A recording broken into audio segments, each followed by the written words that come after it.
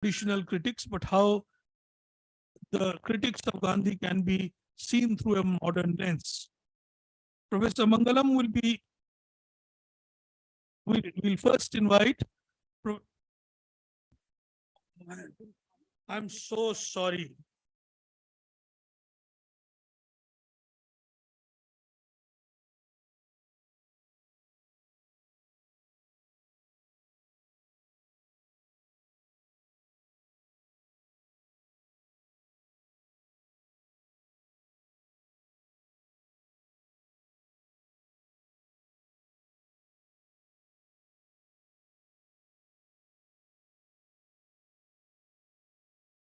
Uh, Good morning. Uh, a very good morning to one and all present here. I am Tanmoy, a master's student from Center for Political Studies, JNU. I welcome you all to the panel on Gandhi and his many interlocutors, which, as sir already mentioned, tries to understand Gandhi and his various ideas on non-cooperation, modernism, and nationalism.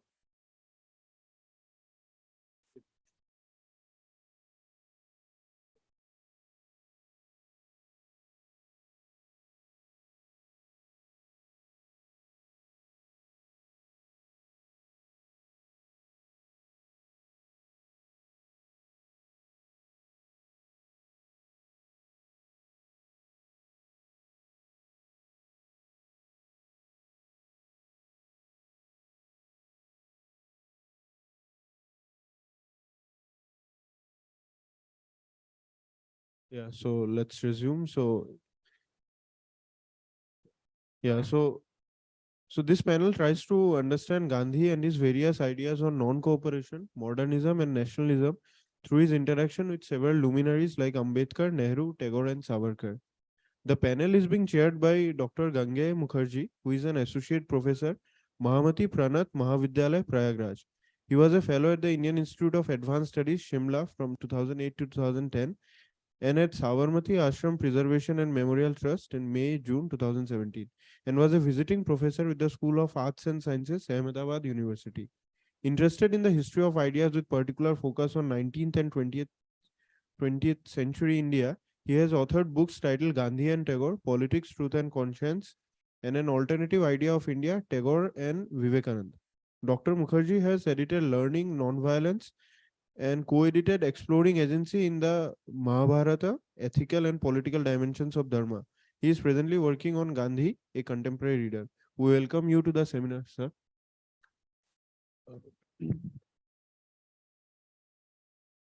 The discussant for the session is Dr. Chandrachur Singh, who is an associate professor in the Department of Political Science, Hindu College, University of Delhi. He has served as the India country champion. Dr. Singh's thesis on ambassadorial cosmopolitanism and application of Gandhian thought on climate change context in India is well known. Dr. Singh is a known columnist contributing both to the electronic and print media. He has been a principal investigator in many cases and projects and helped reach new findings.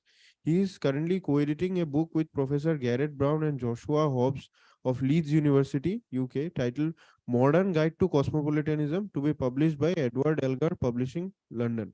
Additionally, his work on ambassadorial cosmopolitanism, application of Gandhian ethics in resolving climate change and other is being on Western political philosophy is under publication from Routledge and Orient Black Swan, respectively. We welcome you to the seminar, sir, and I request Mr. Vikas to felicitate, sir.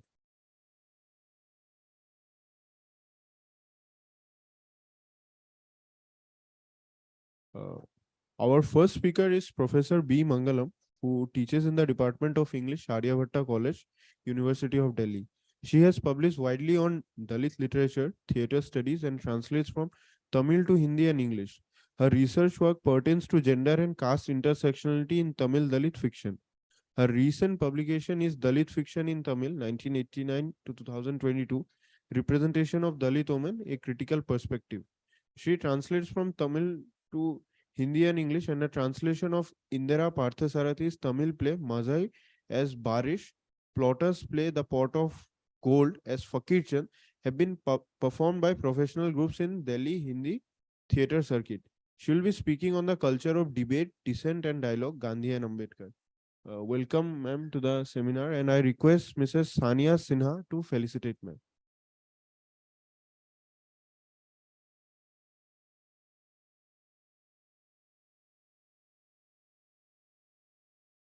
The second speaker is Professor Ananya Vajpeyi, who is a fellow, Center for Study of Developing Societies, and a visiting professor in Ashoka University. She has worked on the intersection of intellectual history, political theory, and critical philology. She is the author of Righteous Republic, The Political Foundations of Modern India, published by Harvard University Press, which won the Thomas J. Wilson Memorial Prize 2011, the Crossword Award 2013, and the Tata First Book Prize 2013. Apart from that, she is a regular columnist writing on politics, arts, and her upcoming work is a book about the modern life of Sanskrit. She will be speaking on Gandhi and Nehru, Different Modernism. Welcome, ma'am, and I request Miss Pragya Mishra to felicitate ma'am.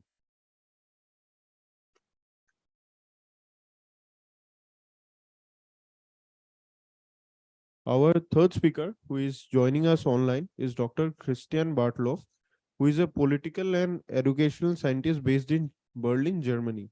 He has served as a counselor for the Conscientious Objectors and director of Peace Education, Media Center for the Protestant Church District in Berlin, Spandau, and the Ecumenical Center for Ecology, Peace, and One World in Berlin. Being a regular visitor to India, his contributions in several international conferences include Tolstoy and Ecology, 1994, East-West, a dialogue between civilizations, 1995, Gandhi and the 21st century, 1998. You will be speaking on Gandhi and Tagore, Nonviolent, Non-Cooperation, a Critical Dialogue.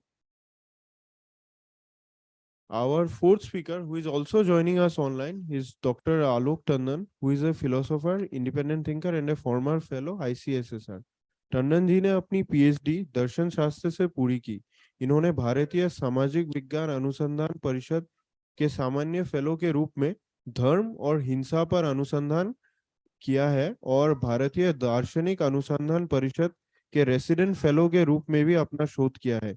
इन्होंने विभिन्न संपादित पुस्तकों एवं शोध पत्रिकाओं में शोध लेख प्रकाशित किया है.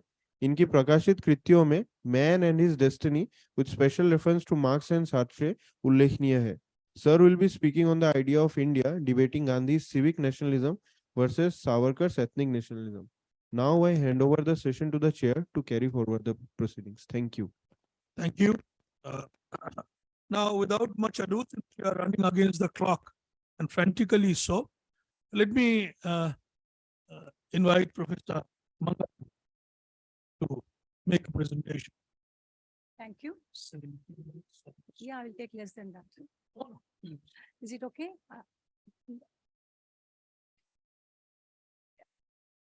Good morning. I'll begin the paper.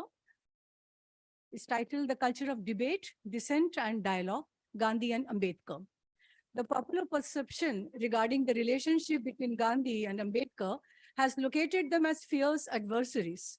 In the last 7 decades since independence, the differences in their ideas, praxis, methodology of struggle during the anti-colonial resistance have been posited as mutually exclusive, contrary, and incompatible.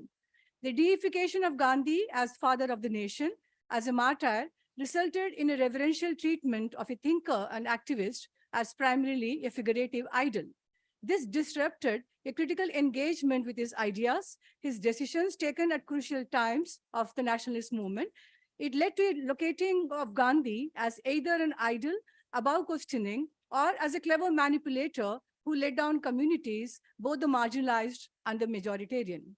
This phase of polarized response towards Gandhi interestingly coincided with the rise of Ambedkar as a Dalit icon.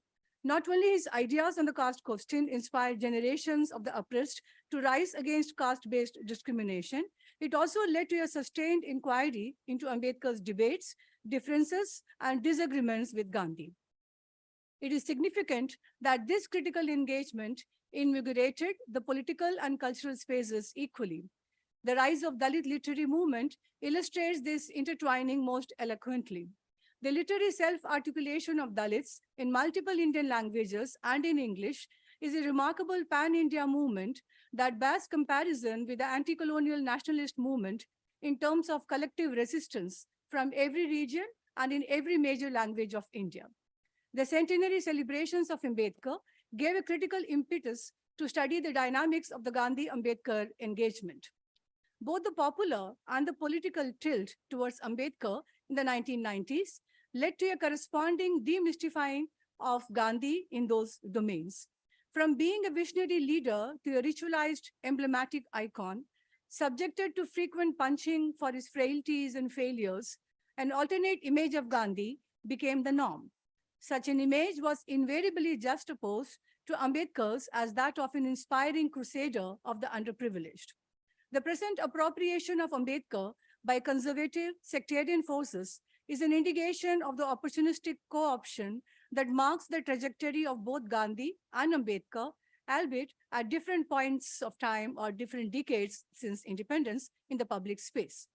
This trend of appropriation by those in power of Gandhi and Ambedkar by turns, as it were, prompts a critical inquiry into the relationship between these two leaders and thinkers in the public domain through their writings, confrontations, and their standpoint at crucial junctures of our social and political history. This paper shall foreground the engagement between Gandhi and Ambedkar in the decades of 1930s and 40s to appreciate the honesty in their debate and dissenting perspective during the temple entry campaigns, the Pune Pact, on the question of untouchability and their assessment of the caste structure. Unlike their respective followers, and they invariably hailed from mutually exclusive camps, both Gandhi and Ambedkar engaged with each other in a candid and subversive, yet civil manner. Despite their irreconcilable differences, they kept their dialogue alive, ongoing, and non-judgmental. This paper will explore the culture of debate and dissent forced by the two thinkers as a healthy critical engagement in social and political domain that our contemporary discourse has not learned to emulate. The different dimensions of their bond that set an example of a culture of dissent and mutual respect has found representations in literary imagination in both the mainstream and Dalit writings. Raja Rao's representation of the impact of the presence of Gandhi in rural India during the civil disobedience movement in his novel Kantapura, published 1938, is an early glowing tribute to Gandhi's praxis of ahimsa and his dedication to the social uplift of widows and Harijans. Gandhi does not appear in the novel, but his presence looms large over the novel's plot, thematic concerns, and social interaction in a remote village in southern India. The protagonist, Murthy, is an ardent Gandhian and a Brahmin by caste. The leadership question in the Swadeshi movement, one can see, rests with the reformist, liberal, upper caste Brahmins and Gandhians. In Mulkraj Anand's novel, Untouchable, published 1935, Gandhian ideas on the removal of untouchability figures prominently, but the untouchable Baka is shown as a victim, awaiting to be rescued by Gandhian ideals or by an advance in technology. The integration of the Harijan to the mainstream society or the affirmation of his agency does not figure at all. On the other hand, literary representation of Dalits in Dalit writings reverses this perspective and endows them with agency and leadership in addressing the situation of their oppression. This, I argue, illustrates the primary difference in the approach towards the caste question in general and towards the abolition of untouchability in particular between the Gandhian and Ambedkarite standpoint. This, in fact, brings out effectively the difference in the two thinkers and their praxis in the context of the caste structure and the notion of Varna. While Gandhi was against the practice of untouchability and argued for the purification of the Savarna mindset, he was not against the concept of Varna and saw it as integral to the Hindu faith. Ambedkar too located Varna and his corollary, the caste structure, as intrinsic to Hindu edicts, but argued for the annihilation of the caste structure and a delinking of the religious and social spaces. When Ambedkar published his undelivered lecture, he had been invited to deliver at the annual Jat Path Todak Mandal in 1936. He published this as Annihilation of Caste. Gandhi wrote in the Harijan that, I quote, Dr. Ambedkar is a challenge to Hinduism, as he, again quote, proposes to leave the very religion that is his and their common heritage. He has transferred to that religion his disgust against a part of his professors, unquote. He further stated, I quote, thank God, in the front rank of the leaders, Ambedkar is singularly alone and as yet but a representative of a very small minority, unquote. Gandhi was certainly uneasy that Ambedkar as an anti-caste crusader was, I quote, its most uncompromising exponent and one of the ablest among them, unquote. This is from Harijan, July 11th, 1936. Ambedkar wrote back that the Mahatma has, again, I quote Ambedkar, the Mahatma has entirely missed the issues raised by me. The year before, in 1935, Ambedkar had called off the temple entry movement and shifted his attention to working towards structural changes through legislation. The face-off between Gandhi and Ambedkar that culminated in the Pune Pact earlier had made their interaction bitter, but it was not abandoned by either of them ever. On the issue of the condition of the villages, the two leaders had a substantial difference in terms of lived experience and perspective. As D.R. Nagaraj points out, it will be pertinent to juxtapose, I quote, the Gandhian endorsement of the village India, which has to be vetted by Ambedkarite skepticism, unquote. Their respective claims regarding their leadership over the untouchable community was a classic clash between an orthodox, paternalistic, reformist discourse versus a revisionist, subversive, and experiential discourse, reflecting the course of our anti-colonial nationalist movement, as well as the Dalit cultural and literary movement in the post-independent period. At this point, it will be revealing to turn our attention to the representation of Ambedkar in the literary productions. Ambedkar is represented in Dalit poetry and drama as an inspiring icon for the marginalized in their struggle against oppression. The Malayalam poet Srija A.S. calls upon Dalit Das adopt the path shown by Ambedkar and rewrite the history of mankind afresh. Murli Punus observes, the sun arose from Maharashtra, taught us the value of education. Ambedkar is his name. We have learned to struggle now. We have learned to move ahead now. Ambedkar has shown us the way. The path of deliverance is revealed now. These are translations for the purposes of this paper. The Hindi poet Om Prakash Valmiki draws our attention to the continuation of caste structure in contemporary society and the appropriation of Ambedkar in the politics of gesture and emblems in his poem Mirror. I quote, beneath the tall titanic statue of Ambedkar sits the cobbler, who screams loud and clear, which bastard has gifted us this caste system, unquote. The difference in the paternalistic representation of Gandhi and the interventionist figure of Ambedkar in the literary imagination acts as a significant pointer in terms of understanding and critiquing of the engagement between the two leaders in the 1930s and the 1940s. Ambedkar's initial emulation of Gandhian path of Satyagraha during his temple entry movement was later abandoned by him as ineffective and irrelevant for the oppressed community. Instead, he began to focus on agitationist, interventionist strategies to work towards legal and constitutional guarantees. The earliest and most decisive of confrontations between Gandhi and Ambedkar surfaced in the 30s over the issue of the special electorate for the oppressed caste that culminated in the Pune Pact in 1932.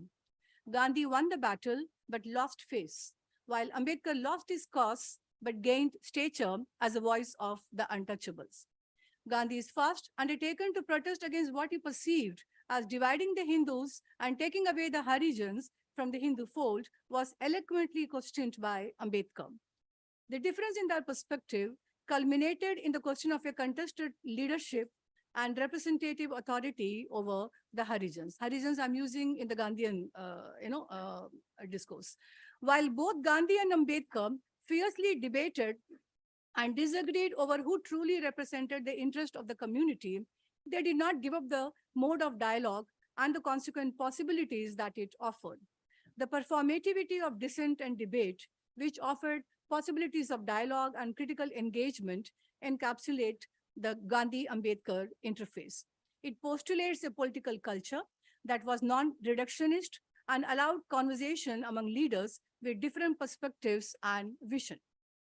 This culture of debate and dialogue, cultivated with earnestness and rigor of conviction by both Gandhi and Ambedkar, is well represented in the plays written, performed by Dalit playwrights and their troops. In Tamil, K. Gunashekaran foregrounds Ambedkar as a leader of the oppressed Dalits. He dramatizes the conversation between Ambedkar and Mukherjee Anand in his play Bali Ardagal, Sacrificial Goats, performed in 1999. When Mukherjee Anand asks Ambedkar in that play, quote, "What is your message to those marginalized people?" unquote, Ambedkar replies, I quote, "Be lions. To acquire power, Hindus sacrifice goats to gods, not lions," unquote. This dialogue is echoed by the Marathi Dalit playwright Premanand Gajvi in his play Gandhi Ambedkar. Ambedkar retorts to the clown in the play, I quote, "It is better to live like a lion for one day than like a sheep for 100, unquote. Premanand Gajvi's Ambedkarite vision does not hesitate to subject Ambedkar to a scrutiny of his role during the freedom struggle and his relationship with Gandhi. His play, Gandhi Ambedkar, performed in 1997, published in 98, adopts an experimental form by depicting a conversation between Gandhi and Ambedkar, intermediated by a circus clown. The play is written in the format of a discussion drama, wherein the two historical characters are shown to be arguing, debating, rationalizing, introspecting throughout the performance. This play depicts the circumstances leading to the Pune Pact, Gandhi's last fast, the failure to prevent the partition, the role of the Muslim League, and the assassination of Gandhi and Ambedkar's response are shown to reveal the respect and concern the two leaders had shared for each other. These are the central context of debate and dissent in the play as well. They form as a central context. The play also addresses the treatment and role of Kasturba and Ramabai in the domestic and public spaces and what they signified in the lives of their respective illustrious spouses. What stands out for the contemporary audience is the fact that the possibility of a dialogue between the two is never ruptured in the play, despite the significant differences of standpoint in almost every issue depicted. Both the leaders stand tall, but Gajvi subjects them to an earnest interrogation, subtle subversion, and a critical questioning of their standpoints on issues through the agency of a circus clown. The clown's affinity lies closer to the folk performative arts, although the Vidushak of Sanskrit theatre comes readily to the mind. However, unlike the Vidushak, the clown in this play does not enjoy any privilege on account of his caste, nor does he receive any patronage from the protagonist. The clown functions more as a spokesperson of the ordinary citizens who are turning to their icons, but with an irreverence and a persistent questioning of their interventions. The clown subjects both the leaders to inconvenient questions, hints at their insecurities, and he questions Gandhi for using Kasturba to plead with Ambedkar during his fast at Aryabhatta jail that paved the way for the Pune Pact, or why Ambedkar, who fought for women's rights, did not attend to Ramabai's privations. The clown chides Ambedkar, I quote, "What? You quarrel with Ramabai? I don't understand how these men who fight to win justice for the world quarrel like common men with their near and dear ones," unquote. The clown calls out Gandhi, I quote, "Your mind was full of suspicion about every person who did not agree with your opinion," unquote. The play is set in a conversational mode with a clash of ideas, beliefs, and differing modes of decision-making as the salient features to sustain the dramatic interest. In Gandhi Ambedkar, the play, the dramatic confrontation is ideological and a clash of standpoints concerning the relevance and place of caste in our society. The confrontation impacts major decisions and processes pertaining to different stages of our anti-colonial nationalist struggle. Interestingly, the debate extends to the mantle of leadership over the Dalit community as well. Gandhi points out to Ambedkar, I quote, "As a matter of fact, there was no need for a second representative of untouchables when I had been their true representative even before you," unquote. Ambedkar replies, "Your pity is not going to help us." This is in the context of the Roundtable Conference and the representation of Ambedkar there. The play humanizes both the leaders, letting us a glimpse of their frailties, their confession of admiration for each other, or their anger and helplessness against the opposition posed by the other. The clown hears each one of them out in private, or even needles them and unmasks their idiosyncrasies or their rigidities of stand towards the other's proposals.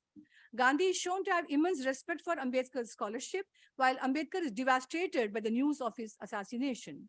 The play offers a rational estimate of the turbulent 40s leading to the partition. It underscores the need to engage with one's history and not idolize our leaders. Dialogue is a defining and fundamental mode of communication and mode of representation in the genre of drama. Gajvi capitalizes on this feature to explore and understand the culture of dialogue and dissent as practiced by Gandhi and Ambedkar. The two historical figures emerge as complementary to each other, underscoring not the either or but rather the both and matrix in terms of evolving a humane, empathetic, and inclusive representation of their ideas and praxis.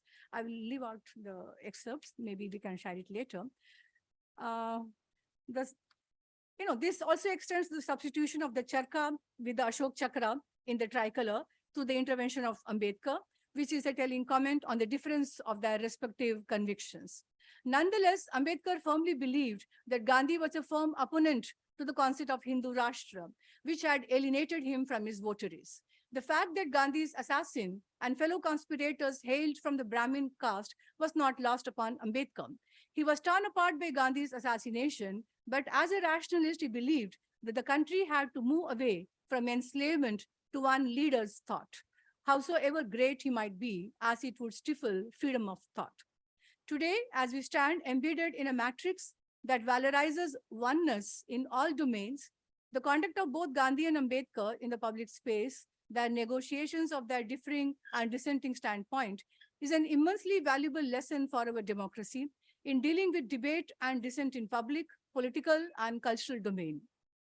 Citizens and leaders from different political affiliations stand to gain substantially by revisiting the crucial debates, the critical debates, differences, and disagreements between Gandhi and Ambedkar and their modus operandi in addressing the same. Thank you.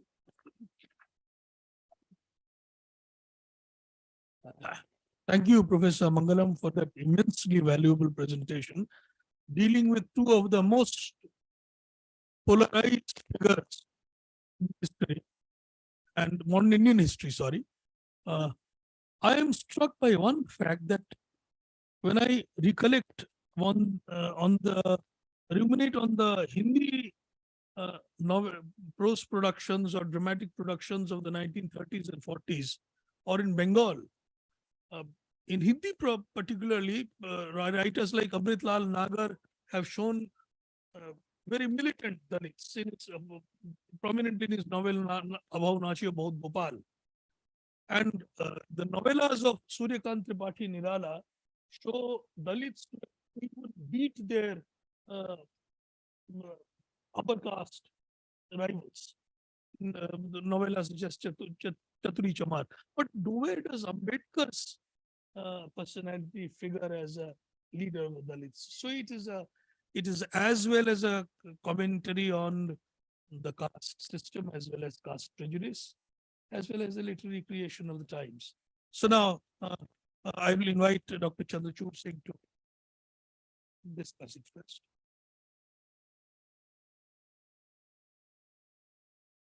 The paper presented by Dr. Mangalam is a good one to start with, in the sense that she's trying to posit the two great icons of our times, Gandhi and Ambedkar. And I think what is remarkable in the paper is that words that she's been using. So she used civil, the debate between the two, civil, non-judgmental, healthy, critical.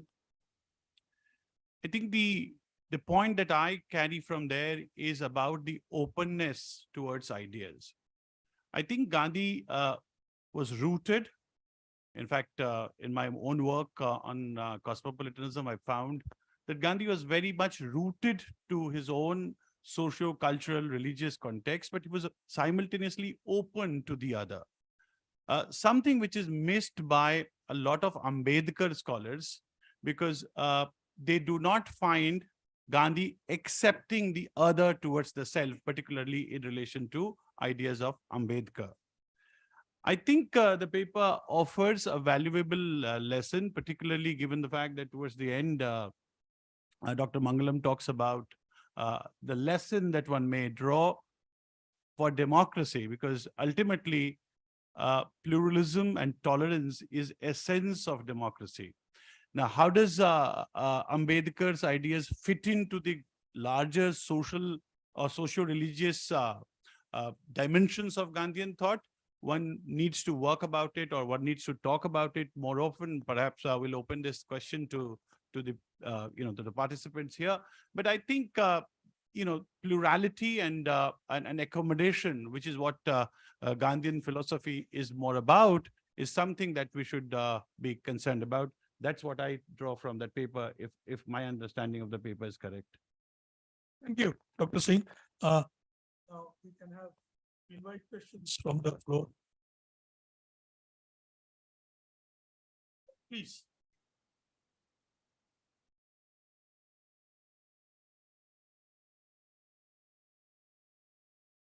Good morning, ma'am.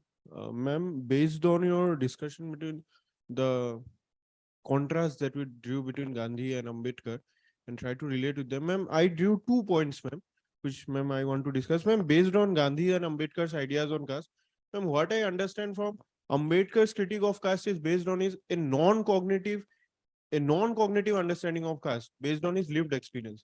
But if you look at Gandhi, he has a very cognitive idea of caste because, as sir said, he was situated in his context, but then he tried to assure a certain kind of fluidity.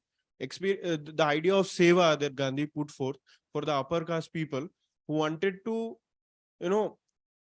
uplift the Dalits somehow. And ma'am, the idea of dialogue that Gandhi involved, the idea of public sphere. So, ma'am, I believe that Gandhi had a very cognitive idea of caste in that sense, ma'am. And secondly, ma'am, the Gandhi's immanent critiques, ma'am, how Gandhi saw the problem of caste that can be removed. Ma'am, I see a thing of immanent critique, how Gandhi wanted to reform within the religion. And ma'am, that's why he tried various efforts of invoking guilt within the upper caste, involving dialogues with the lower caste. But then Ambedkar had he went beyond that.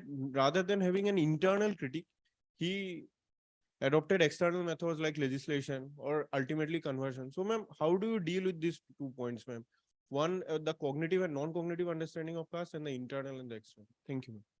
I think this has to be linked with the notion of agency, whether Gandhi is willing to grant it to the Dalits, or whether, how Ambedkar is focusing primarily on that they will have to address this.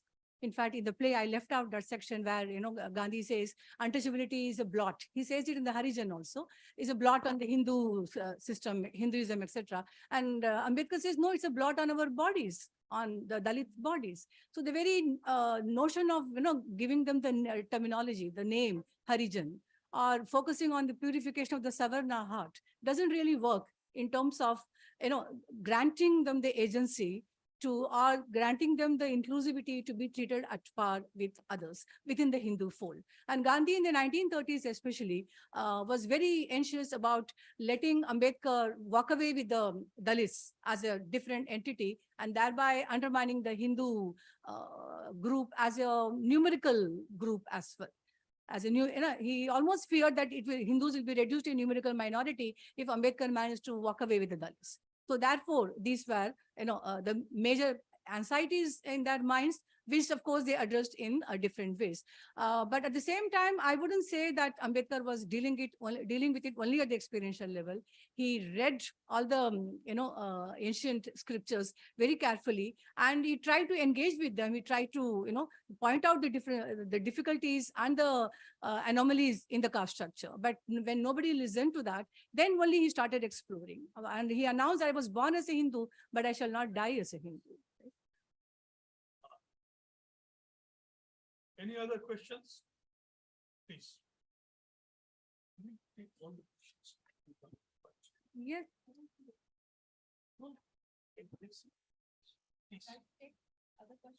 No, you go ahead. No, I mean, we must not forget, I think, that Ambedkar had his training in liberal thought from Columbia University and nothing less. So in a sense, his method and point of view springs from a very liberal framework and an understanding that only the demand for rights and power. So it was not just legislation, but that there is the state that has to be involved, as opposed to, I feel, Gandhi's continuous insistence. So I'm just trying to point out that it's not just his dealing with Ambedkar and the problem of the depressed classes, but as a general point of view, Gandhi's insistence that it has to be reform in civil society. So I think I would like you to comment on that, that really reform in civil society versus legislation and state power that will back the problem of the depressed classes. I think that is the opposition. Any other questions?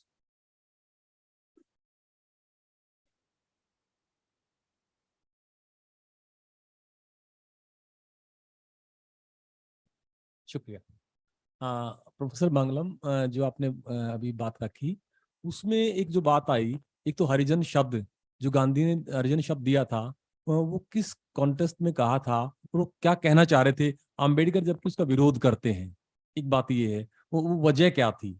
दूसरा, जो गोलमेज सम्मेलन हुआ था, जो debate होती है वहां पे गोलमेज सम्मेलन में, गांधी जो डिप्रेस क्लास को जो राइट्स मिलते हैं गोलमेज सम्मेलन के दौरान, उसका विरोध करते हैं। और यहाँ पूना पैक्ट जो समझौता उससे पहले आमरण अनशन भूख हड़ताल जो है वो करते हैं यहाँ पे। वो उन दोनों में जो डायलॉग्स हुए थे, जो संवाद हुआ था, उसकी जरा मूल अवधारणा क्या रही, उस पर जरा प्लीज आप बताइए। I think we have room for one more question, but very brief, please. Now we are really running against the clock. Is there any question? Please. Reflecting on Gandhi is focusing on guilt. I lived the question of reform in the minds of the Savarna. That is not going to really resolve the intrinsically discriminatory caste structure. So it is not even in terms of only the experiential versus cognitive, but also in terms of focusing the Savarna heart, that the Savarna has to cleanse, the Savarna has to purify. And so the focus is on reform and a kind of this entire purification ritual. And calling them Harijans, as Dr. Balraj pointed out, is again very paternalistic and is not trying to locate them in terms of human beings who have to be invested with rights and agency on their own, in that, as equal citizens. And yes, both of them are trained in the Western, liberal understanding. But when Gandhi returns in the context of the caste structure, he simply is focusing more in terms of, I would say, an orthodox Savarna. He's only against the untouchability. He's not against the Varna system. He's not against the caste system as such. And that is the major difference between Ambedkar and Gandhi. Thank you, Professor Mangalam, for the very valuable presentation. Now, we'll invite our next distinguished panelist, Professor Ananya Vajpeyi. Professor Vajpeyi will be speaking on Gandhi and Nehru, different modernisms.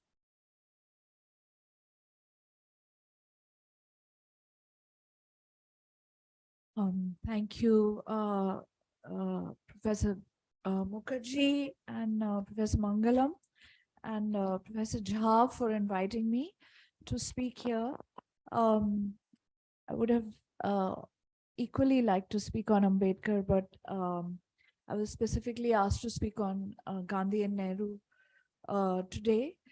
The title I've given for my remarks is Different Modernisms. And I wanted to table some ideas which I've already written about extensively, but I think they bear some revisiting. In the sense that Gandhi and Nehru are always regarded as sort of embodying an opposition between tradition on the one hand and modernity on the other hand.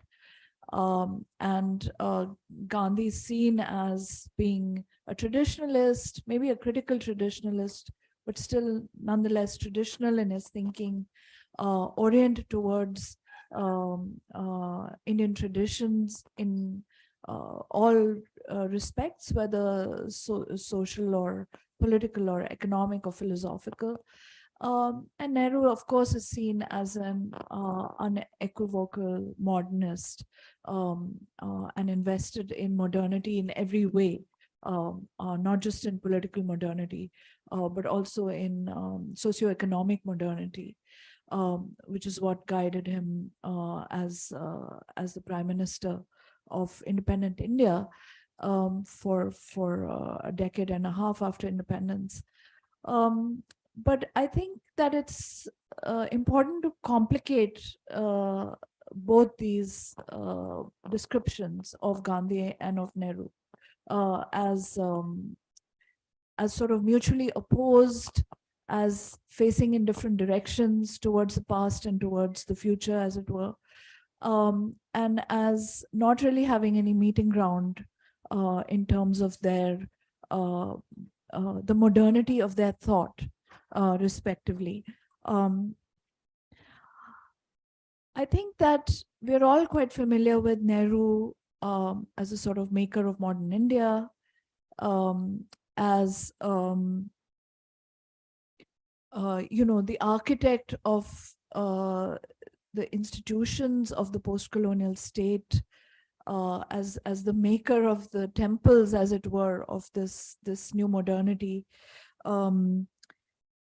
as somebody who, as a leader of this new democracy, was committed to the idea of democracy, equal citizenship, egalitarianism, representative politics, electorally mandated government, as well as, of course, his ideologies that he sort of wrote into the creation of the modern Indian nation state, based on ideas of development, of progress, and of secularism, all of which he was equally committed to. And in this sense, there's no question that he was a modernist and very much interested in the modernizing of India from everything that it had been in the past, whether under colonialism or before that. But I think that, and I've tried to argue this at some length, I think that in many ways, Nehru too drew from tradition, and especially from a tradition of political thought that we can trace back to Ashoka and to the Ashokan edicts. And here he was able to draw in very interesting ways from Ashokan ideals of plurality and tolerance, inclusion, pacifism, humanitarianism, a kind of commitment to peace and nonviolence, and a certain kind of internationalism. And I think the Ashokan stamp on Nehru's thought makes him very interesting as somebody who's constantly being portrayed as, merely a modern man, in terms of being a liberal or a socialist or a Democrat, or a progressive in many ways in his thinking, especially about the place of religion in state and in society. I think that Nehru in many ways was inspired by the figure of Ashoka, who is in a sense, the earliest sort of sovereign voice to come through to us through the edicts. And what Nehru really gets from the figure of Ashoka, apart from, of course, the symbols of the new state itself, including the Dhammachakra and the Sarnath lion capital and so on, that he is able to enshrine at the time of the writing of the constitution and the making of this new republic. What he really gets from Ashoka, in a sense, is a particular orientation towards power and sovereignty, where they must be infused with certain moral and normative precepts that are essentially concerned with ideas of justice, pacifism and peace, and humanitarianism in its widest possible ambit, turned out towards, with the facing outwards into the world, and in a spirit of cooperation, peace, Panchsheel, etc., which Nehru tried to articulate in his foreign policy. So I think that if Nehru is a modernist in terms of how we see him as the architect of a certain kind of developmentalism and a certain kind of progress, he is also equally drawing from a very ancient tradition of political thought, which is embodied in the figure of Ashoka and in the voice of Ashoka as it comes through in the edicts. And this is something that I've tried to argue in my book. Now, quite different from this is our perception of Gandhi. And that comes out most sharply, I think, in contrast to Ambedkar. That Gandhi was conservative, that Gandhi was, a religious practicing Hindu, that Gandhi was not critical enough of the caste system, that Gandhi was not radical in the way that Ambedkar was radical in his desire to annihilate caste and completely dispense with a caste-based definition of what it means to be a Hindu. That Ambedkar went so far as to convert to Buddhism, but Gandhi very much remained within the Hindu world, and was himself a deeply religious man. But I think in interpreting Gandhi in this way, we forget the radicalism that hides at the heart of Gandhi's traditionalism. And it's a very, very modern way of thinking, because Gandhi is synthetic and syncretic and quite revolutionary in the way that he is able to pick different elements from many different religious traditions, including the Hindu, the Jain, the Christian, the Muslim, as well as these new creeds that we see arising in 19th and 20th century America and Russia, described under the sort of rubric of a kind of transcendentalism that he gets equally from Emerson and Thoreau on the one hand, and Whitman, and on the other hand, looking to communitarian beliefs as articulated by Tolstoy.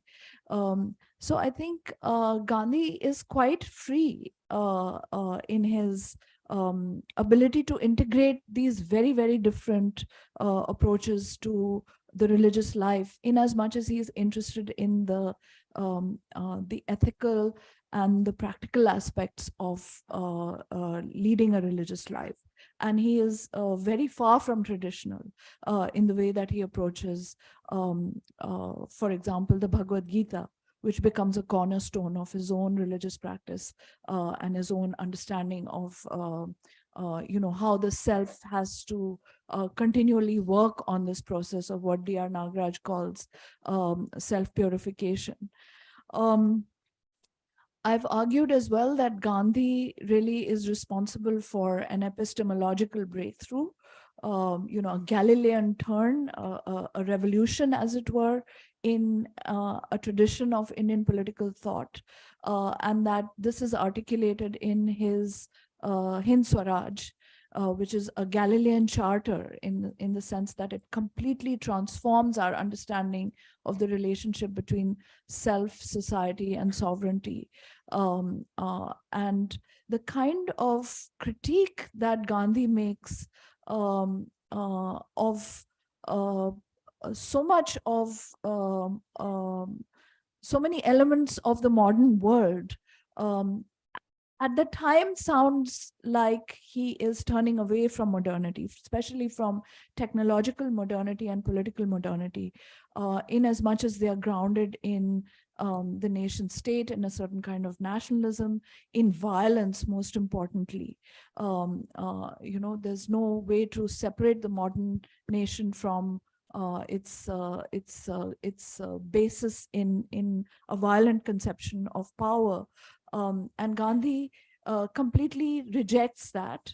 He decouples violence from sovereignty, and rather tries to ground sovereignty in non-violence. And this is, at the time it may seem like a non-modern or an anti-modern way to go, but in fact, it turns out to be prescient in that, for example, he has very strong objections to certain kind of militarism, to what will turn out to be environmentally unsustainable and catastrophic development, and technologically oriented civilization. And today, 100 years or more than 100 years after Hind Swaraj, as we look back from the brink of a climate catastrophe at Gandhi, suddenly his critique of modern civilization begins to make a lot of sense. And it seems as though he anticipates the devastations that lie ahead in the 20th century, whether from war or from genocide or from environmental and ecological the depredations of the planet that capitalist modernity is going to wreak from where he's standing in the future. So Gandhi turns out to be more modern than the moderns, although at the time it seems very peculiar. Why is he criticizing everything from the railways to the legal profession and the medical profession? This doesn't seem to make any sense. It goes against the kind of Weberian vision of society and of what is a modernist common sense. It seems like Gandhi is backward in his insistence on the village and on certain forms of artisanal labor and so on, that turn away from industrial and technological society. But it turns out that too is a kind of visionary approach that today seems like it was correct in many ways, in the way that it approached modernity and the question of modernism. I'm aware. So I think that we need to question what is modern and what is traditional about both Gandhi and Nehru. And we need to be open to thinking about them in ways that are, first of all, not in a way that is not oppositional, not binaristic. And we need to see the modernity in a traditional thinker like Gandhi, as well as the traditionalism, in a sense, or the resorting to very ancient symbols and political categories in a modern thinker like Nehru. I think we need to be able to see the two in this complex frame and not oppose them necessarily to one another. And that helps us to better understand why they were indeed on the same page, up until Gandhi's assassination in 1948, why they were able to work so closely together, even when they had a very different approach to the practicalities and the logistics of political struggle, of the way in which they carried out their anti-colonial struggle. They had very different strategies, they had very different goals, but they still nonetheless remained closely aligned. And I think this comes from a kind of shared ability to both draw from political traditions and be genuinely radical and modern and innovative in their thinking about the present and the future for India. So I'll just leave it there because I've run out of time. Thank you. Thank you, Professor Vajpeyi, for that wonderful presentation on a very crucial topic of the present times. For the present times, this divergence between Nehru and Gandhi, either imagined or real, has been driven or commented on from different or polar positions. I mean, the left as well as the right, the socialist tradition as well as the rightist tradition has tried to see them as apart from different, I won't say motivations, the motivations are different, but certainly their lenses are very different. And Nehru's modernism or tradition, this synthesis of tradition and modernity, comes very sharply delineated when we see his correspondence with somebody like Purushottam Das Tandon. He's very modern, even as early as when he was mayor of Allahabad, or when he writes to Edward Thompson. Then he is perhaps more of a traditionalist. So now I invite Dr. Singh for his. Thank you, Pathak Saab, and thanks, Ananya, for a good presentation. Hello. I think the paper is a very interesting one, given the fact that Ananya started off well by positing the two, and also trying to attach the labels of modernity and tradition, which is generally attached to Gandhi and Ambedkar, Gandhi and Nehru. And then she comes back by arguing that, Nehru is a known modernist, but so is Gandhi. Given the fact that it depends, and then it would depend on the way we define modernity. Is modernity only about science and technology, or is it also about rationality, or is it also about the sync that is required to live on this planet, maybe as part of the cosmos? I think the paper or the presentation is a remarkable one, given the fact that, and I know Ananya's proximity to Ashish Nandi's writings, the fact of the matter is that when Nandi says that perhaps Gandhi is at the core of Indian nationhood, would Ananya be good enough? Would she want to explore that or broaden that and include Nehru also as part of the same core of Indian nationhood? Perhaps she will be in a better, she's better placed to explain that. But I think there's a remarkable hybridity that one can find in Gandhi's politics, his speeches, his writings, which is perhaps open to incorporating ideas from the other, and at the same time not willing to give up something on that he's convinced of. Perhaps one last example that Ananya could also look into is 1931, when Gandhi visits UK, and the journalists come up to him and ask him to what extent would he want India's relationship to be cut off from the empire. And Gandhi replies, and he says, well, entirely from the empire, but not from the British nation. India would want to stand with British nation and the people of Britain in their sorrows and in their happiness. So I think that idea of discriminating, or perhaps decoupling, as he rightly pointed out, the idea of power from violence, a very Arendtian kind of an understanding, is at the core of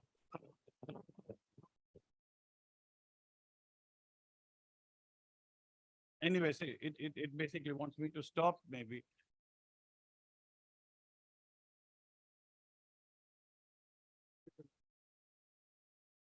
Thank you, Roxy. Now we can have a couple of very quick questions. Leonard, why not?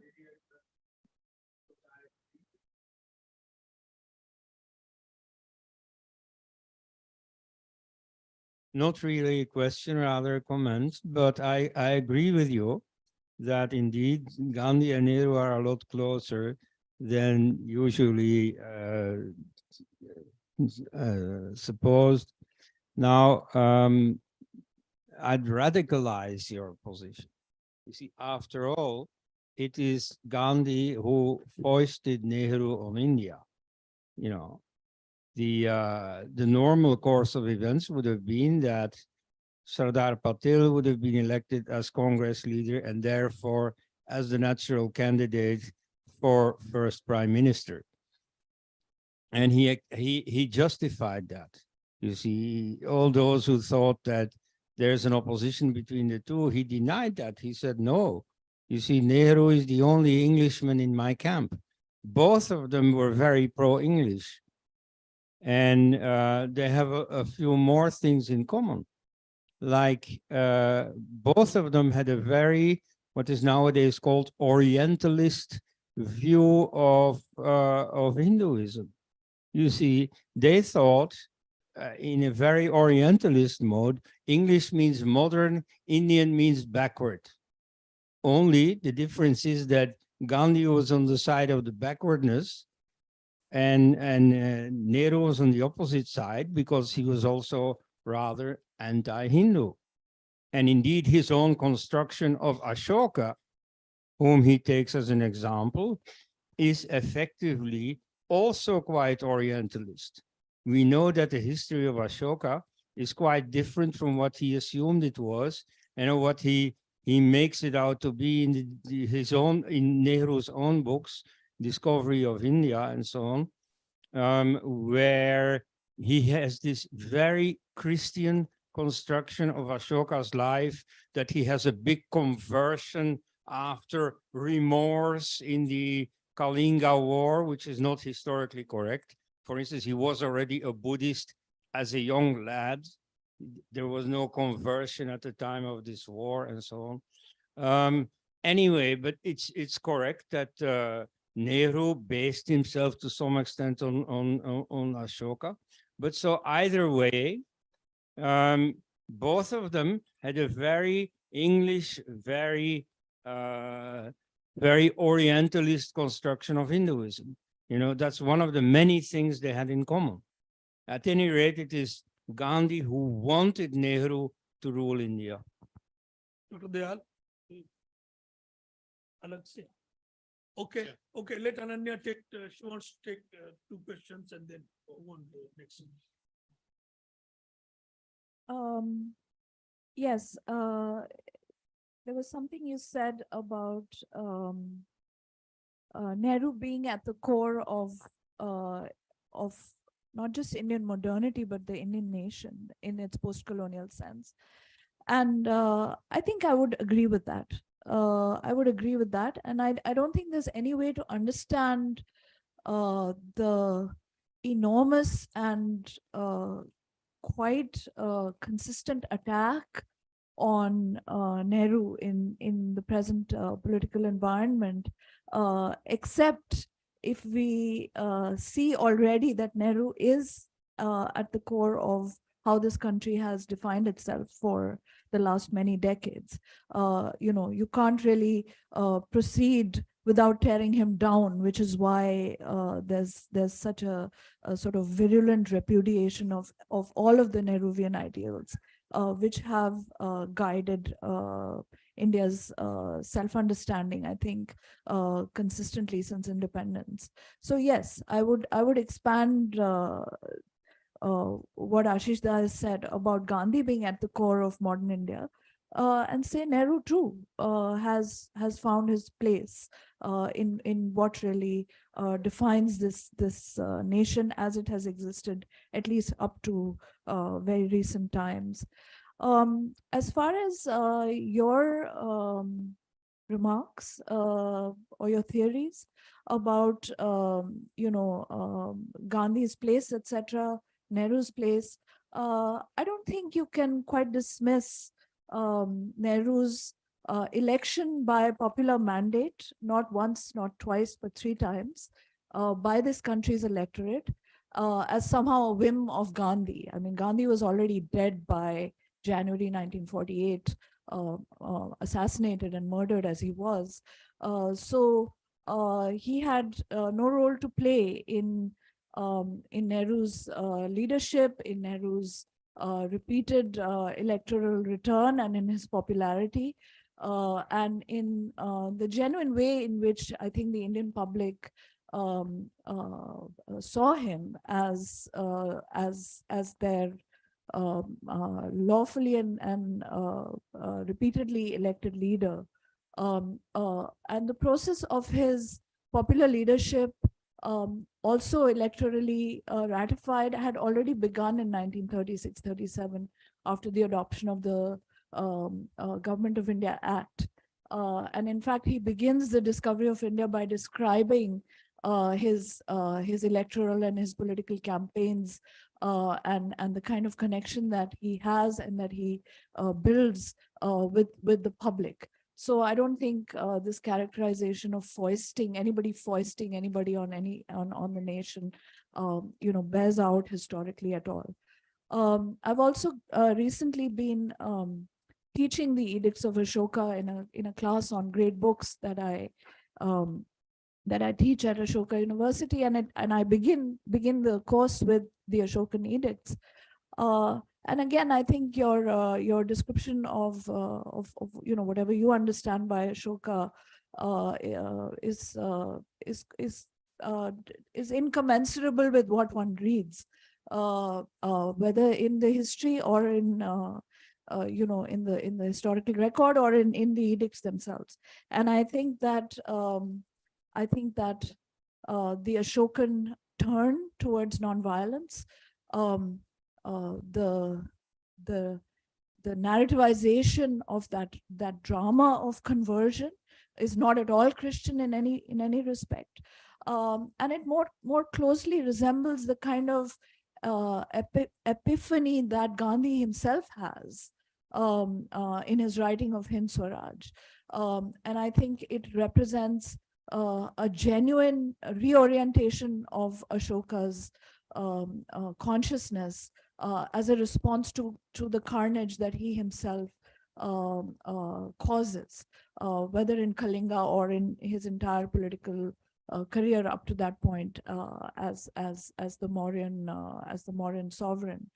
And Ashoka's relationship to Buddhism, I think, then becomes more meaningful, and something that he carries forth into a wider world with the message of the Dhamma only after he understands what his Dhamma is as an ethical sovereign.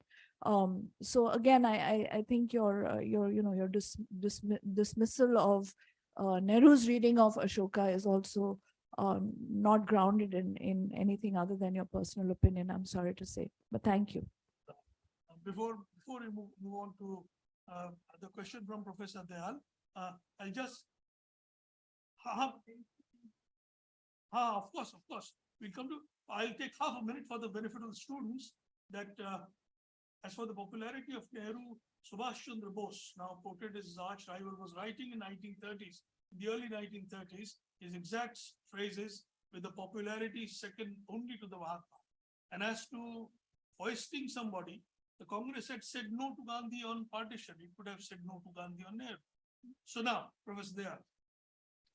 A very quick one. You mentioned of grounding of sovereignty in non-violence. Okay. And we know Gandhi has many sources as far as ahimsa is concerned, many sources, Jainism, etc. How much do you think that Gita was a source of Gandhi's ahimsa?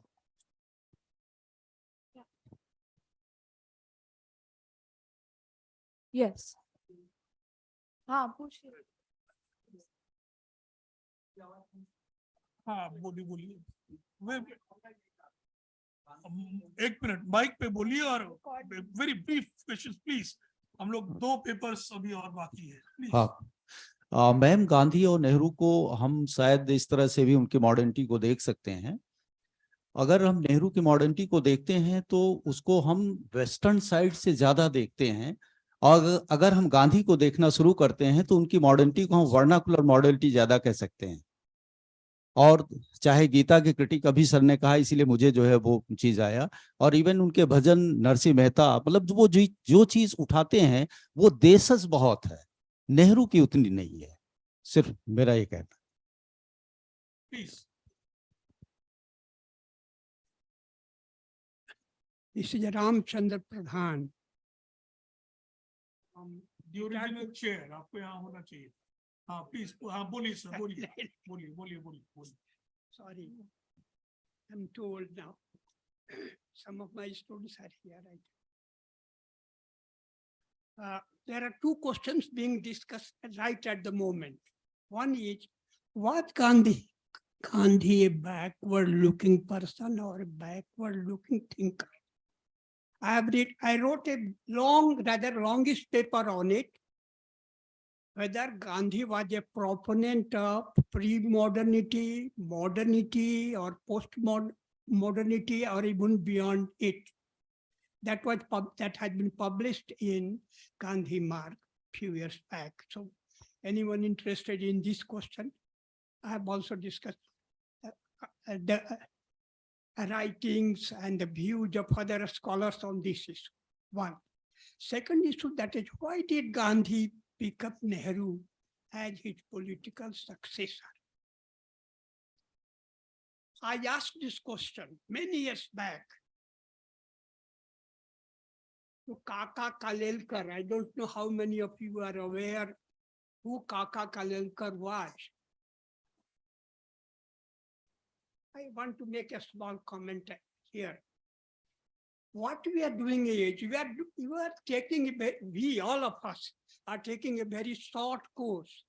That is, since all his writings are published in collected works, most of the writings, most of the books are mostly based on collected works. Mostly, I'm saying. That is one limitation. Now I'm going around and saying, we should try to understand the Gandhian tradition rather than Gandhi alone. There are people like Kaka Kalelkar. There are people like Dharmadhikari. There are many people, of course. So instead of concentrating only on Gandhi and quoting the same quotations all the time, referring to the collected works of Gandhi, we should now go on studying Gandhian tradition, so that how it is evolving. And there are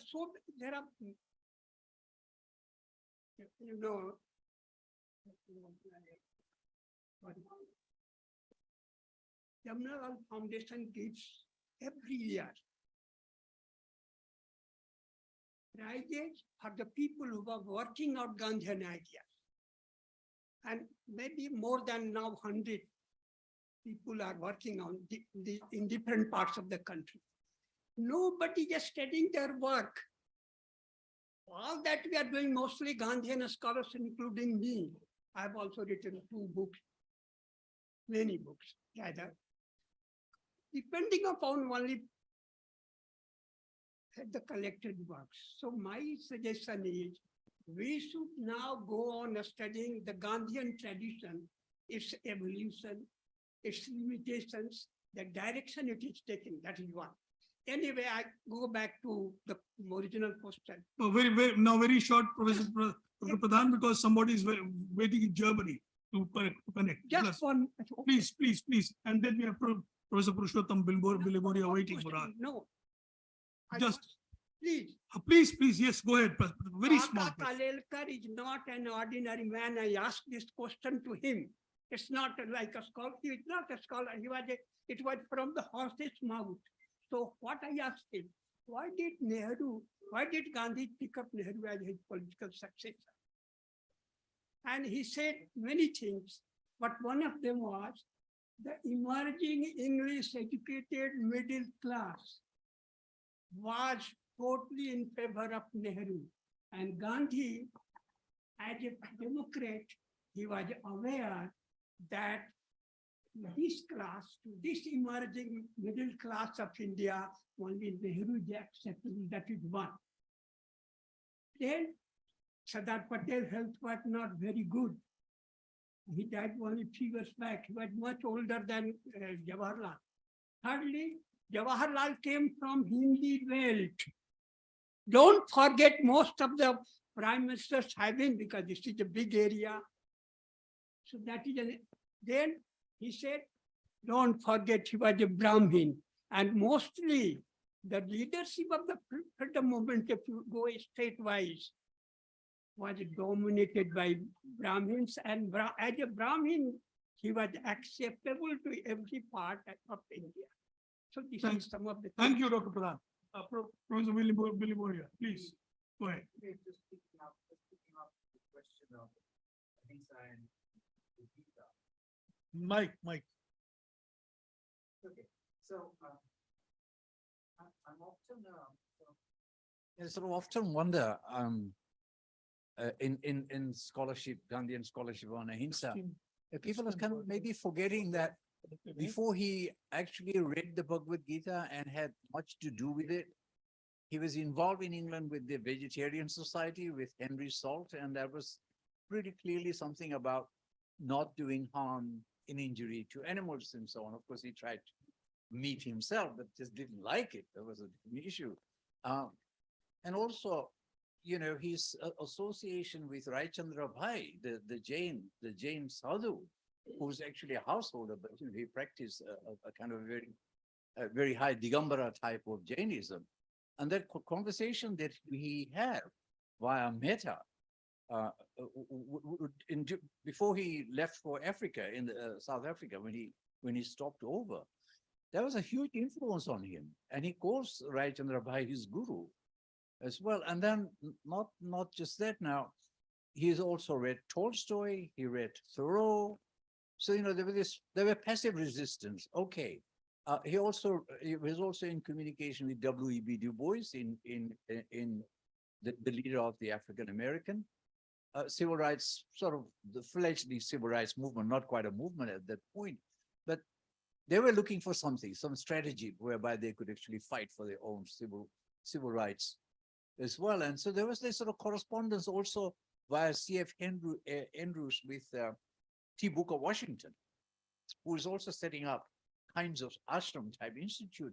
And they were all going towards, they were not defining it. They didn't have a term at that time, but it was just really sometimes called non-resistance, sometimes called passive resistance. But of course, what Gandhi did was turn it into active resistance. But still, the core of the Ahimsa doctrine is coming not from the Hindu text, not perhaps even from the Buddhist text, although I'm not quite sure exactly how much of Buddhism he read at that point, but he did certainly read Jain, I'm not sure that he read as much, but yeah, no, I think he read Atma Siddhi. He does talk about Rai Chandra Bhai's work, and he read other people as well.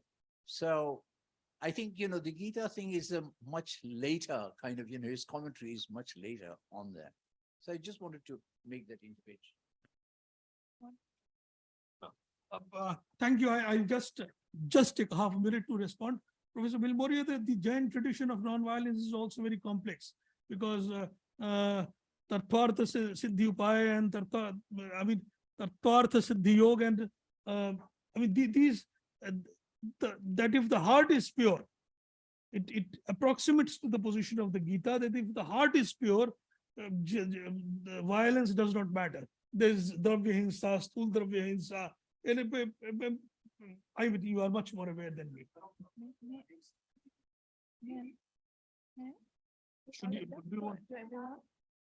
Just if you have to. Yeah, let me just quickly say in answer to your question and Professor Billy Moria's remarks that I've written at length about Gandhi's relationship to the Gita and how he read through the Gita every day for some time in the ashram, and then when he would finish all the chapters, then he would start again, and he did this over a period of decades consistently. And I think he writes at great length, which is available in his writings on sthita prajna, or the yogi, as his sort of model of political agency, and the fashioning of the self through certain disciplinary practices and purificatory practices, all of which he draws, very much from the Gita. And if we look at the range of values and virtues that he draws on, including from Raichandra Bhai, his Jain guru, and including also from Sankhya Yoga and from the Bhagavad Gita, I think Satya, Ahimsa, Brahmacharya, etc. Of course, also Daya, Karuna, and so on. Kshama. I think his vocabulary, his religious vocabulary, is deeply infused with both the Gita and with Jain darshan. And this is absolutely intrinsic to understanding, to his understanding of, Swaraj, in fact, I would say. And I think I agree with you about the Deshaj sort of modernity that we find in Gandhi. And I think in many ways that is best reflected in a lot of the social movements and the grassroots movements that we find even in post-independence India, particularly the green and environmental movements, that draw on that aspect of Gandhi, not from Western liberalism. Yeah, thank you. Thank you. Thank you, Ananya. Now we'll connect to Dr. Christian Bartolf from Germany, who will be speaking on Gandhi and Tagore, Nonviolent Non-Cooperation, a Critical Dialogue. Professor? Yes, thank you. I hope you hear me. Is that so? We can. Yes. This is Gangeya Mukherjee as chair of the session, welcoming you formally. Yes. Please, now we invite you to make your presentation, please. Yes, thank you. I felt it my duty to join you when I was asked by Dr. Jha, because not that it is only the right approach to find Gandhi and his dialogues and correspondences to get a view of the challenges we face nowadays, but also because of the fact that I would say the responsibility of us world citizens is nowadays that we get a fresh look on the literature again. And maybe from the point of view of an artist or from the point of view of a scientist or a philosopher, as I'm a doctor of philosophy, I would say it is important to see the background of controversies or dialogues or public debates or criticisms. And I felt it my duty to join you only because of the fact that there are some references in the so-called Tagore-Gandhi controversy, which might be shed light upon by me, because there's some pieces I would like to present to you in my paper, you can say, or in my lecture, which are perhaps fragments for a mosaic. And of course, the challenge is non-cooperation, non-violent non-cooperation, the principle we are nowadays activating against systems of injustice and violence and war, but also this thought about the cosmopolitan rooted in his own cultural and religious traditions. And the best image for this was presented by Goethe in his West Eastern Divan 1819, and in his poem Ginkgo biloba, we presented during our exhibition on Rabindranath Tagore 12 years ago in a museum in Berlin. As the Gandhi Information Center then collaborated with a Museum Against War.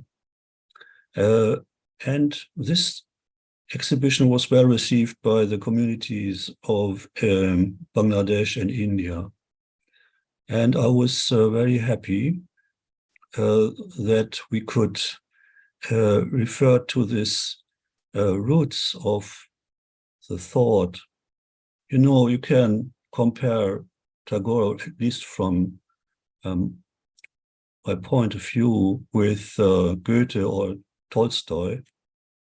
And you should also see that Rabindranath Tagore was the main messenger of India for Europe, maybe together with Sarojini Naidu. And so Tagore's visits in Germany were quite significant, particularly his encounter with Albert Einstein at Potsdam, at his summer house in Kaput, and also in Berlin, where I'm speaking from. And I would like to share my screen, perhaps it's possible. But it's deactivated. So otherwise, I just read the poem to you, the poem of Goethe, which is in the English translation, of course. This poem is Ginkgo biloba. This leaf from a tree in the east has been given to my garden. Sir, please try the screen share. It should be fine now. Oh, that is nice. That is nice. It will be easier to understand. Yes, so you see the tree, the shape of the leaf now, and this is an advantage. So it is the original handwriting of Goethe. And here you have the English translation. This leaf from a tree in the east has been given to my garden. It reveals a certain secret which pleases me and thoughtful people.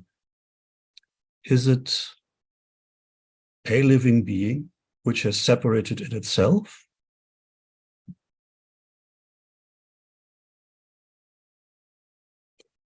Or are these two who chose to be recognized as one? Answering this question, this kind of question, haven't I found the proper meaning? Don't you feel in my songs that I'm one and double?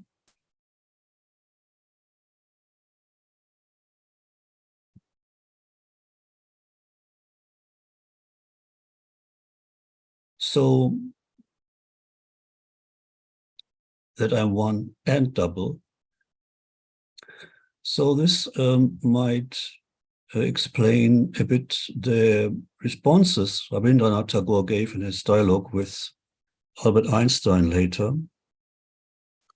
When Tagore, in the course of conversation with Einstein, that was on 14th of July 1930, said, Tagore said, in the apprehension of truth, there is an eternal conflict between the universal human mind and the same mind confined in the individual.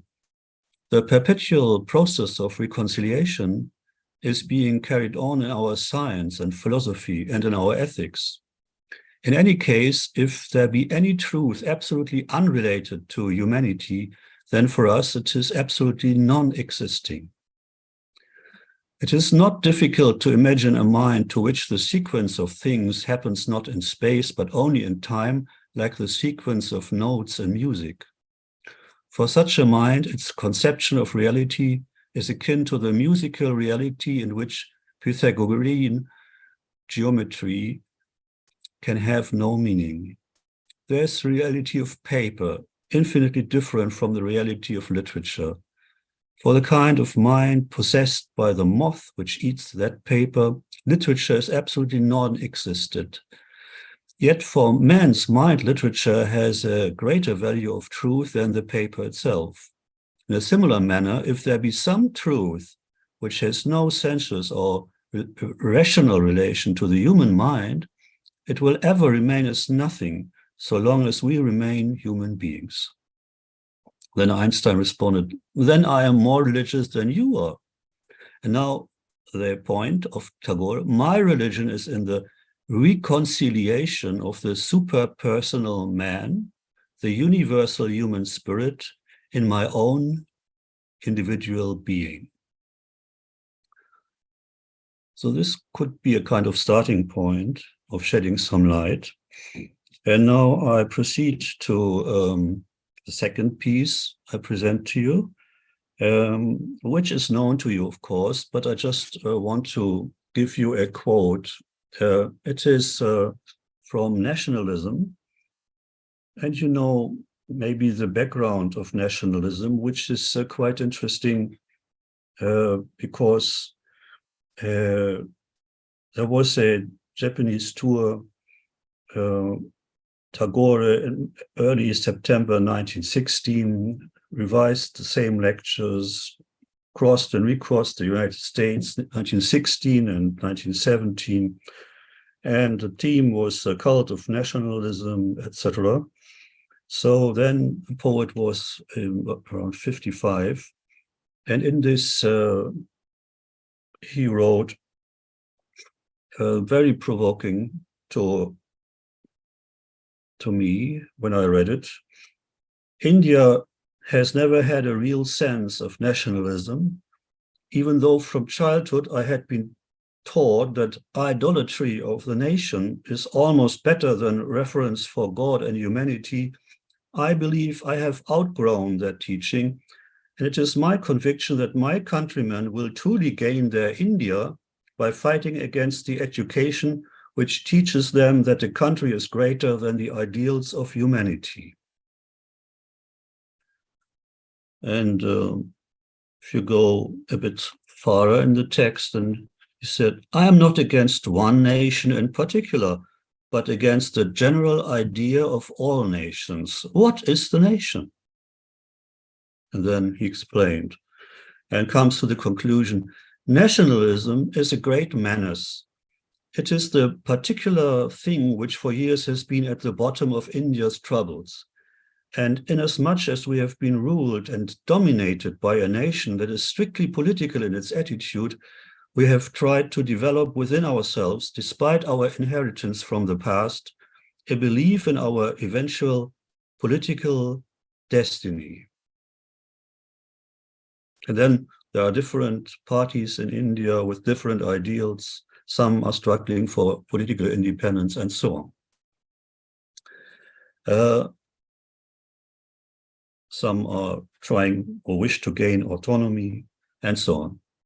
So this is the second piece I wanted to present to you. But now the third might not so much known to you, but it's essential. I would say it's also a kind of nucleus for an international of intellectuals launched by Romain Rolland, the French writer.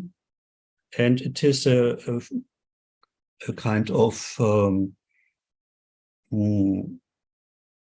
brave intellectual, because you know that Romain Rolland was maybe one of the very few intellectuals who opposed the First World War right from the start.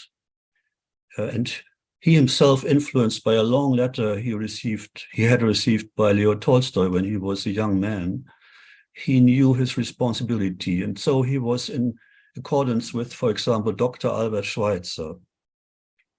So this Romain Rolland, he published in L'Humanité a declaration of the independence of the spirit. And this was published in the Modern Review.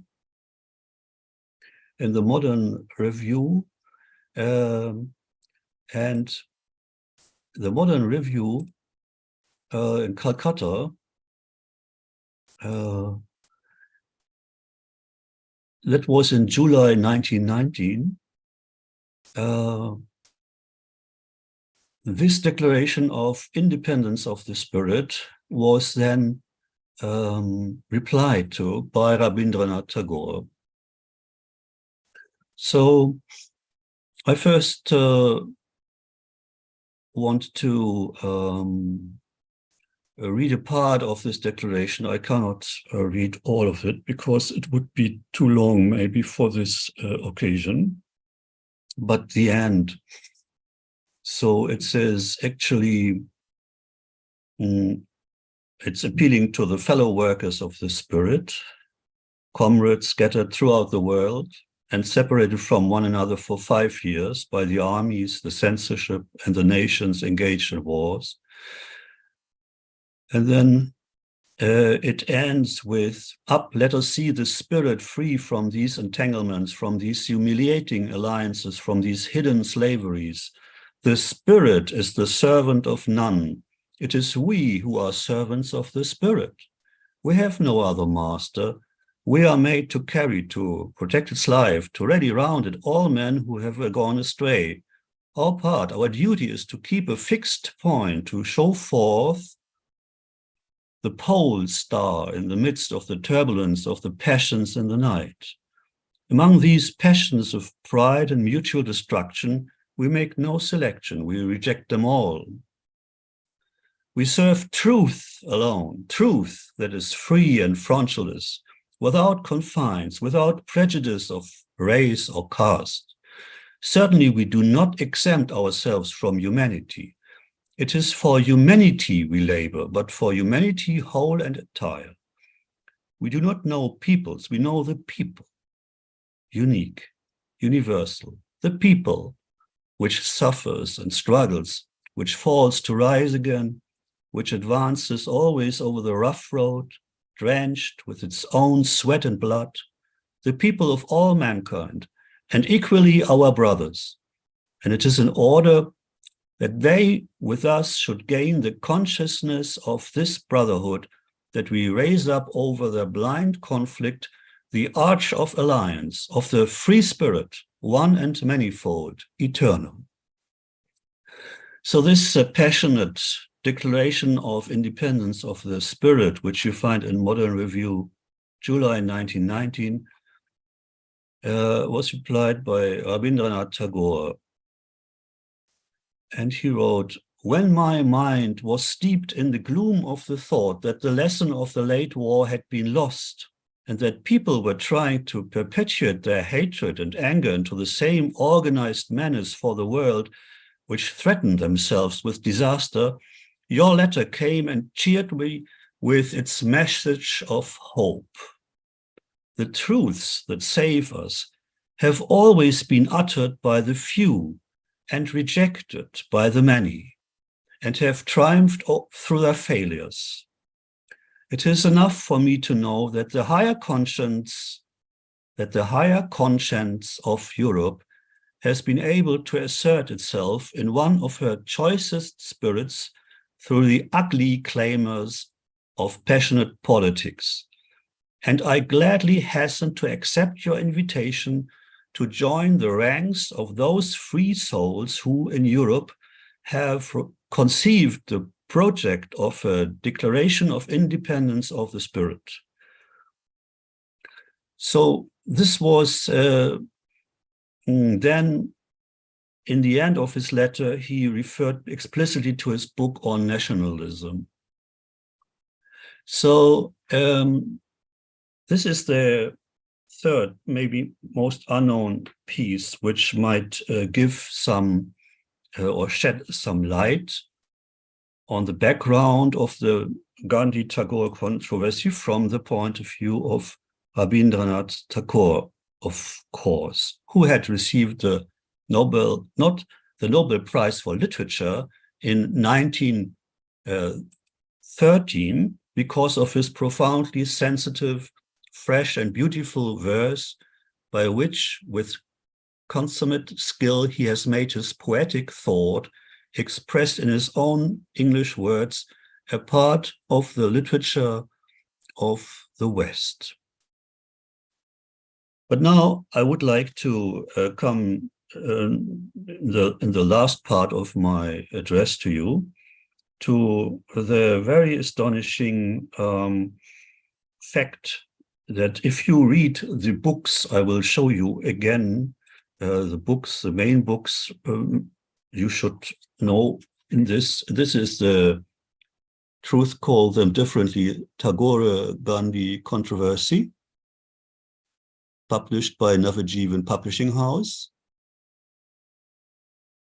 And the text of Rabindranath Tagore on Mahatma Gandhi. And of course, this groundbreaking book, The Mahatma and the Poet, Letters and Debates between Gandhi and Tagore, 1915 to 1941, compiled and edited by Sabyasachi Bhattacharya. So I would like to just express my astonishment when I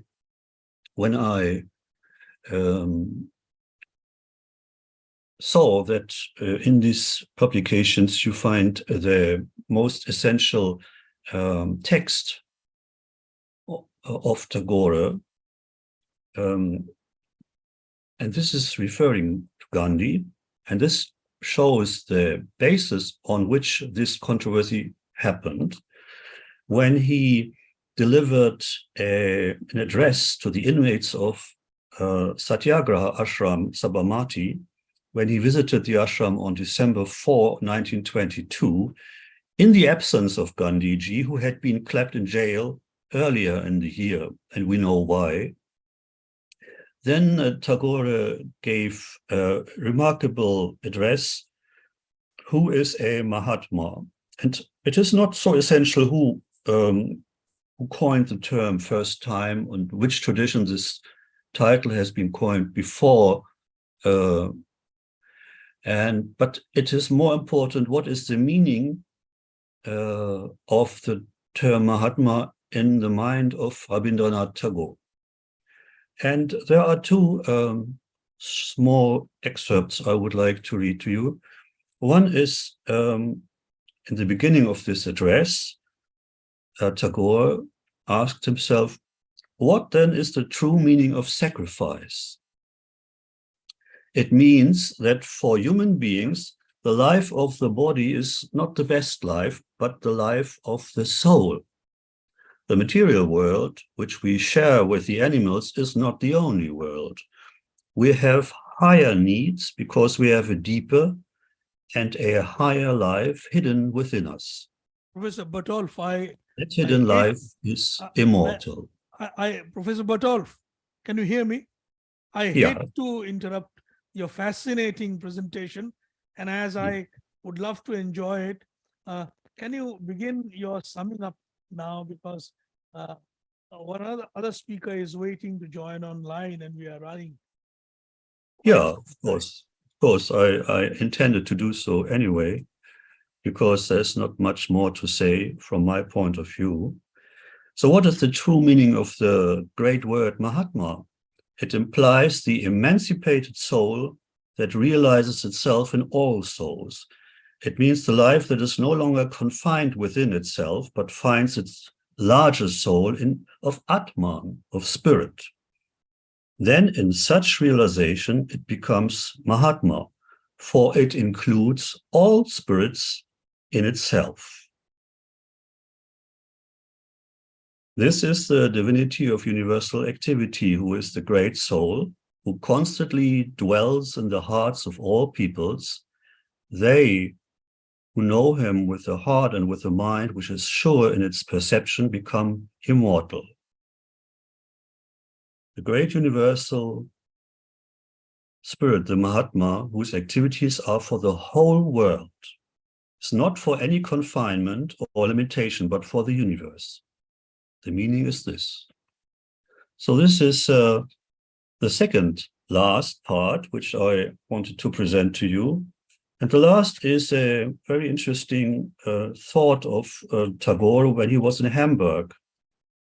And to sum it up, it shows maybe this last thought that Tagore's message then resonated all over the world, as we know, from USA to Japan and other countries, from Iran to Germany. But in his Hamburg, May 17, 1921 letter, he had this very interesting conclusion. This is the last. The mantram which gives our spiritual vision its right of entrance into the soul of all things is the mantram of India, the mantram of peace, of goodness, of unity, and so on. The distracted mind of the West is knocking at the gate of India for this. And is it to be met there with a hoarse shout of exclusion? So we should see the essential basis of Tagore's thought in this conversation. And then the wonderful reply Gandhi gave when he tried to, on the one hand, accept this basis, but on the other hand, to pinpoint the fact that he had to activate, he was somehow soul-forced to activate the tradition of nonviolent non-cooperation, according to Henry David Thoreau, Leo Tolstoy, and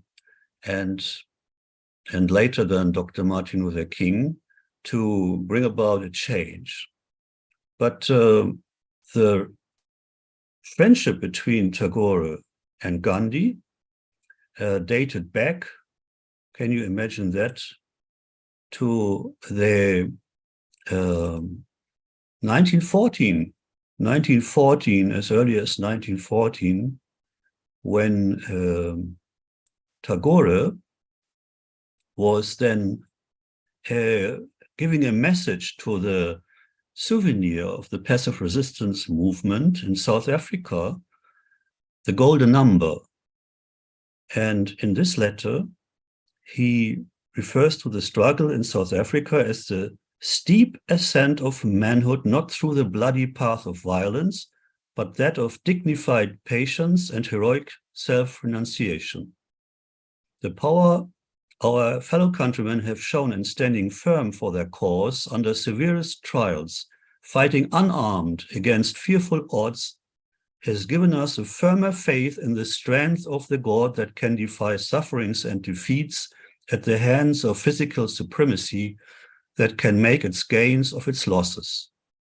So this is, to summarize, the essential core of a deep understanding of the tradition of nonviolent resistance, and that is also the core program of our Society for Education, the Gandhi Information Center, which I have been president of for 30 years, and I am very grateful to you to give me the chance to give these thoughts to you, and also to pin them down in a paper which might be a contribution to your conference results. Thank you so much for your invitation again.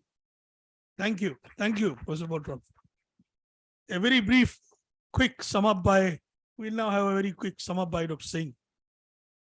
Okay, so thank you, Dr. Christian Bartolf. I think your arguments are very thought-provoking. Good to have a first-hand understanding of the excerpts that you tried to read from. I think as a very general kind of a remark, I would rather take this lecture to maybe refer to the debates that we often today have between two very interesting variants of understanding humanity or worldism, or whatever you may call it. People call it by the name of cosmopolitanism. You have the moralists, and I think Tagore's understanding of moralism and humanism represents that strand. And you do have an understanding of rootedness as seen in the writings of people like Vajpeyi and others who believe that there could be a tradition-centric, maybe even state-centric understanding of that worldism or cosmopolitanism. I think Gandhi-Tagore debate could well relate to that strand of understanding that we have today. I think that is what perhaps could be drawn out in that brief intervention that I have. Thank you so much. Thank you. We shall now have the last presentation now. Dr. Alok Tandon. Can you hear us, Dr. Tandon? Yeah. Am I audible and visible? You are, and I'm very sorry. We're very sorry that we only have 15 minutes per presentation because we are running very late, and we look forward if you can. Thank you. Thank you summarize very your much. You thoughts have in put short. me in dilemma whether to read my paper or to present verbally, but I start. I don't waste time.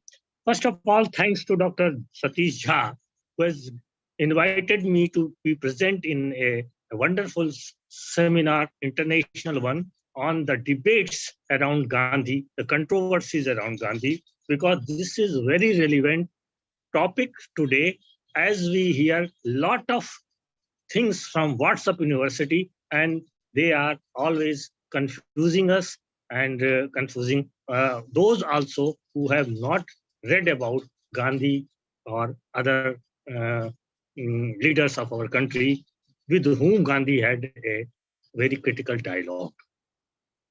So my thanks for invitation as well as for organizing such a wonderful seminar. And I am very sorry that due to some unavoidable reasons, I could not make up the trip. Now my paper is related to Gandhi's civic nationalism versus Savarkar's ethnic nationalism. Why this topic? I have chosen this topic because I am not a good student of history. I think that at the present moment, this topic is more relevant than the other controversies which are which we just had, Gandhi, Tagore, and others. They are relevant, but at the moment, this controversy is knocking at our doors, and we have to choose between the two competing models of nationalism in our present-day Indian political context. So we must learn and in-depth analyze both the models of nationalism to make a very wise choice. So that's why I try to bring the both models together and compare them and try to evaluate them in a way so that we may make a perfect choice for our future. So I just start reading. You may call me to shut up if you like, because this seems a bit unjust, but that is the time constraint. So for an understanding, first I will bring about the differences in their understanding of religion, society, their civilization, and the about violence, culture, and then I will try to find out how to link this to their ideas of nationalisms, and then I will try to evaluate. So I start. For an understanding of two competing views, two books are most important. Gandhi's Hind Swaraj, written in 1909, and Savarkar's, who is a Hindu, first published in 1923. By reading both the books, we can easily understand how much their approaches to nationalism differ. While Gandhi was an inclusivist and pacifist, Savarkar's approach was exclusivist and violent. Though both are not averse to bring in religious understanding to their political commitments, but the relationship between religion and politics is very different for both. While Gandhi brought religious ethic to politics, for Savarkar, religion was more a matter of political ideology of religious nationalism, to bring militancy to religious communities. one should not forget that Savarkar was a rationalist and atheist, and Gandhi was a man of faith. Now I come to Gandhi's Hinduism. Hinduism as a religious tradition is difficult to define for Gandhi. He says, and I quote, Hinduism is not an exclusive religion. It is there in it there is a room for the worship of all the prophets of the world. It is not a missionary religion in the ordinary sense of the term, unquote. For him, the essence of Hinduism is truth, non-violence, and moksha as its central principle. Though he believes in Shastras like Vedas, Upanishads, and Puranas, and was a great admirer of Gita, yet he rejects any injunction in the Shastras which are opposed to reason, truth, and morality. Thus, he could easily oppose the inhuman practices of untouchability against Dalits and against women, which were sanctioned by the Shastras.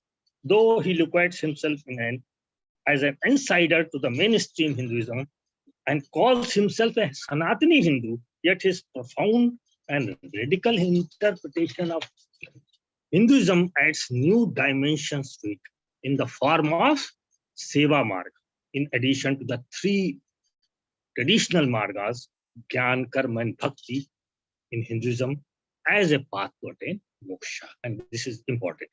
Gandhi's views on religion seem far removed from the traditional understanding of religion when he contends that religious practices, ideas, and beliefs had to be subjected to the test of reason.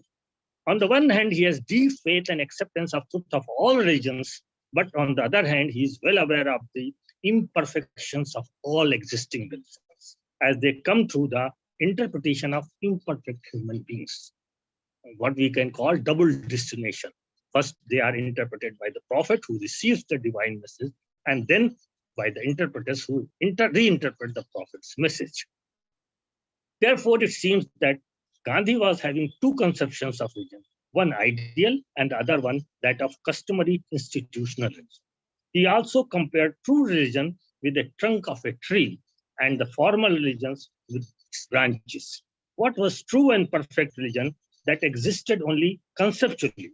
It had little in common with the dogmas, rituals, superstitions, and bigotry which organized religion generally have. For him, religion and morality are inseparable. When he says that politics without religion has no value, he is talking about universal ethical religion. And this is also important, and not of organized religions.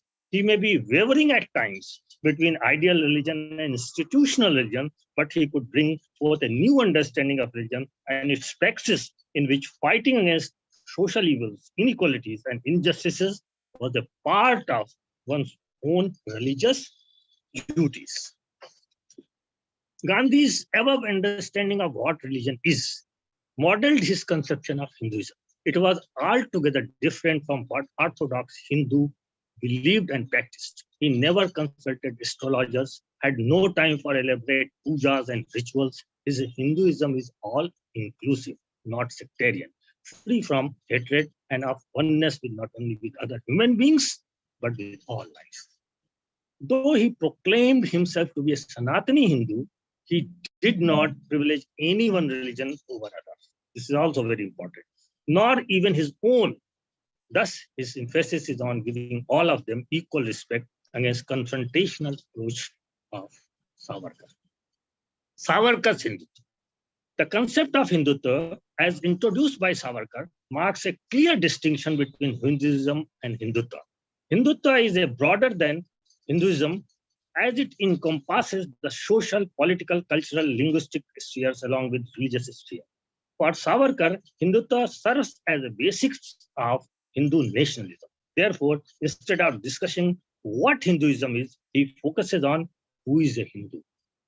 He contends, and I quote, every person is a Hindu who regards and owns this Bharat Bhumi, this land from Indus to seas, as his fatherland and holy land of origin of his religion and the cradle of his faith, unquote.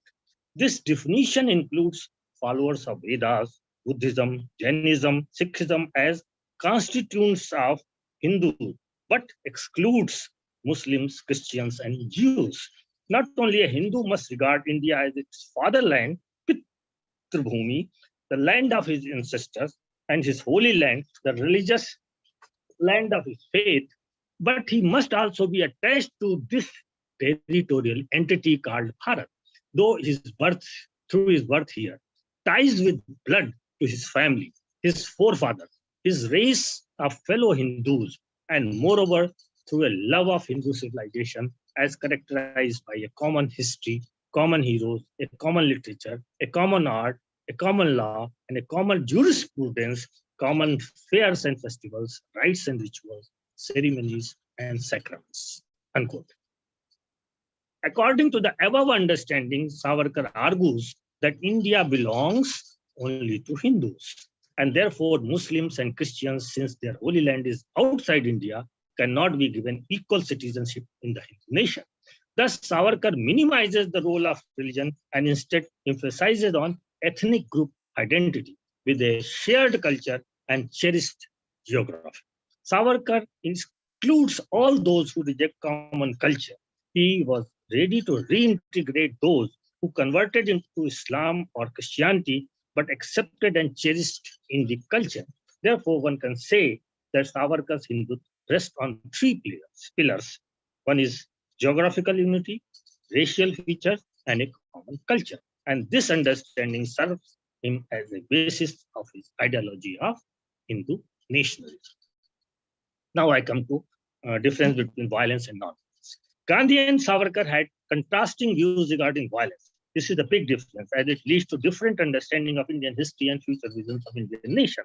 Savarkar justified violence and criticized Buddhists for their creed of non-violence, which made Hindus weak and unable to take revenge against those who humiliated Hindus in the past. His narrative of violent history is in contrast with the pacifist narrative and concept of non-violence given by Gandhi.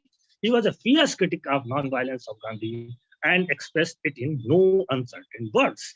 Unlike Savarkar's glorified legitimation of violence, Gandhi refuted the right to resort to violence even against injustice. For him, violence was always bad and need to be condemned. Though his rejection of violence seems absolute, but this does not seem true, as he made many exceptions to it in his life and political struggles in fight for freedom in India.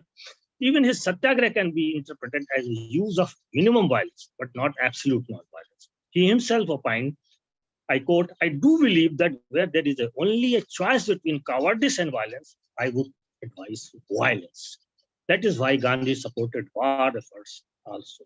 Gandhi, being a practical idealist, understood that violence cannot be completely eradicated from human society. For him, as long as we live, some minimum violence is necessary. He did not believe in Jain Buddhist type of ahimsa. However, one must remember that his chief contribution, and I emphasize here that is my own contribution, was in using ahimsa as a means of social action to fight against the violence of others with non-violence. Fighting hinsa of others with ahimsa. That was the real contribution of Gandhi for the humanity. Savarkar was a staunch critic of idea of absolute non-violence, and it was for him one of the reasons of the defeat of Indians at foreign hands. Therefore, he gave no place to King Ashoka in his list of national heroes because of his preaching of Buddhist principle of non-violence. Like absolute non-violence, he also rejected absolute toleration towards other religious communities as might harm the nation. His idea of tolerance was relative in nature, and he advocated the legitimate right of Indians for justifiable vengeance to retaliate. And that is also very, very scary. For him, mass violence, genocides, atrocities against innocents were merely natural consequences of the passion of vengeance, terming such events as occasional excesses only.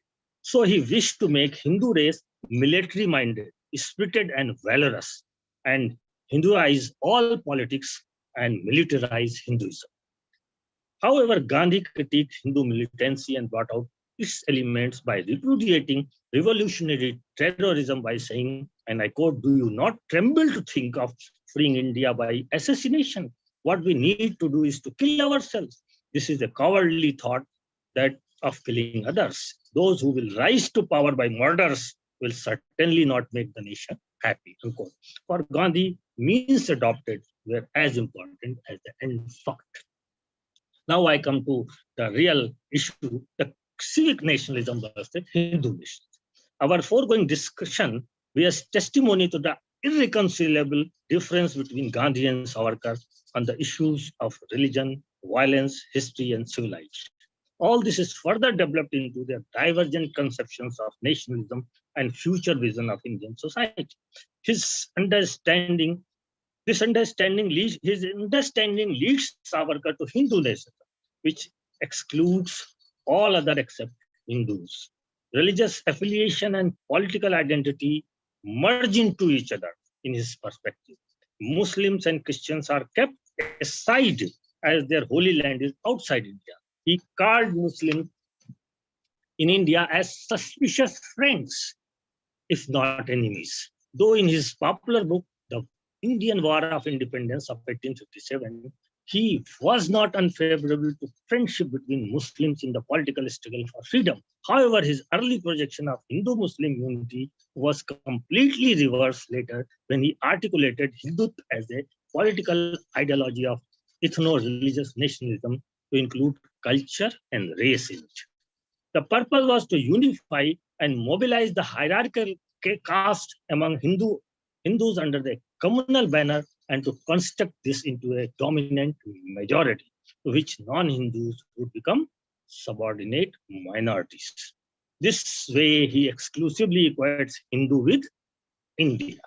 For Dr. him, Tandon, nationalism. Dr. Tandon, can you hear me? Yes, Tandon, yes. Can you hear me? Yeah. Can we request you to conclude in a couple of minutes, please? Yeah. Give me 2 minutes. According to this criteria, only Hindus can claim absoluteness in patriotism towards India. For Hindus, they are nationalist by themselves. Hence, the religion of Hinduism is equated with nation. Hence, Hindu and India become synonymous, and therefore he came out forcefully with his two-nation theory on the 15th August 1943 in Nagpur, stating, "I have no quarrel with Mr. Jinnah's two-nation theory. We Hindus are a nation by themselves, and it is historical fact that Hindus and Muslims are two nations." Gandhi, in contrast, Savarkar's view on nationalism believed in the different idea of India. He quotes, he says that India cannot cease to be a nation because people belonging to different religions live in it. The introduction of foreigners does not necessarily destroy the nation as they merge in India. India has been like this throughout history. Linguistic and religious diversity in India is an asset, not a liability. The Gandhi's idea of India accommodates all religions, castes, and tribes and in Hind Swaraj, he gave a course of action to achieve such type of independence through non-violence means. So, unlike Savarkar's fusion of religion and culture, Gandhi also separated the two, giving the argument that religious differences were not absolute. There are many countries and communities which religion cannot deny, but they have cultural, they have different religions, but cultural commonalities. Savarkar's ideology of cultural nationalism is thus an antithesis of Gandhi's inclusive nationalism. Gandhi defined Indian nationhood in non-religious terms. He treated his Indian identity above any other identity, and he said, and I quote, "We are Indians first, and Hindus, Muslims, Parsis, and Christians afterwards." He actually cautioned Hindus if they think that after independence, they will constitute a majority and India will become a Hindu nation. But the question must be asked, why after 70 years of Gandhi's martyrdom, the ideology of Hindu nationalism of Savarkar has become raised again its head and it is becoming popular?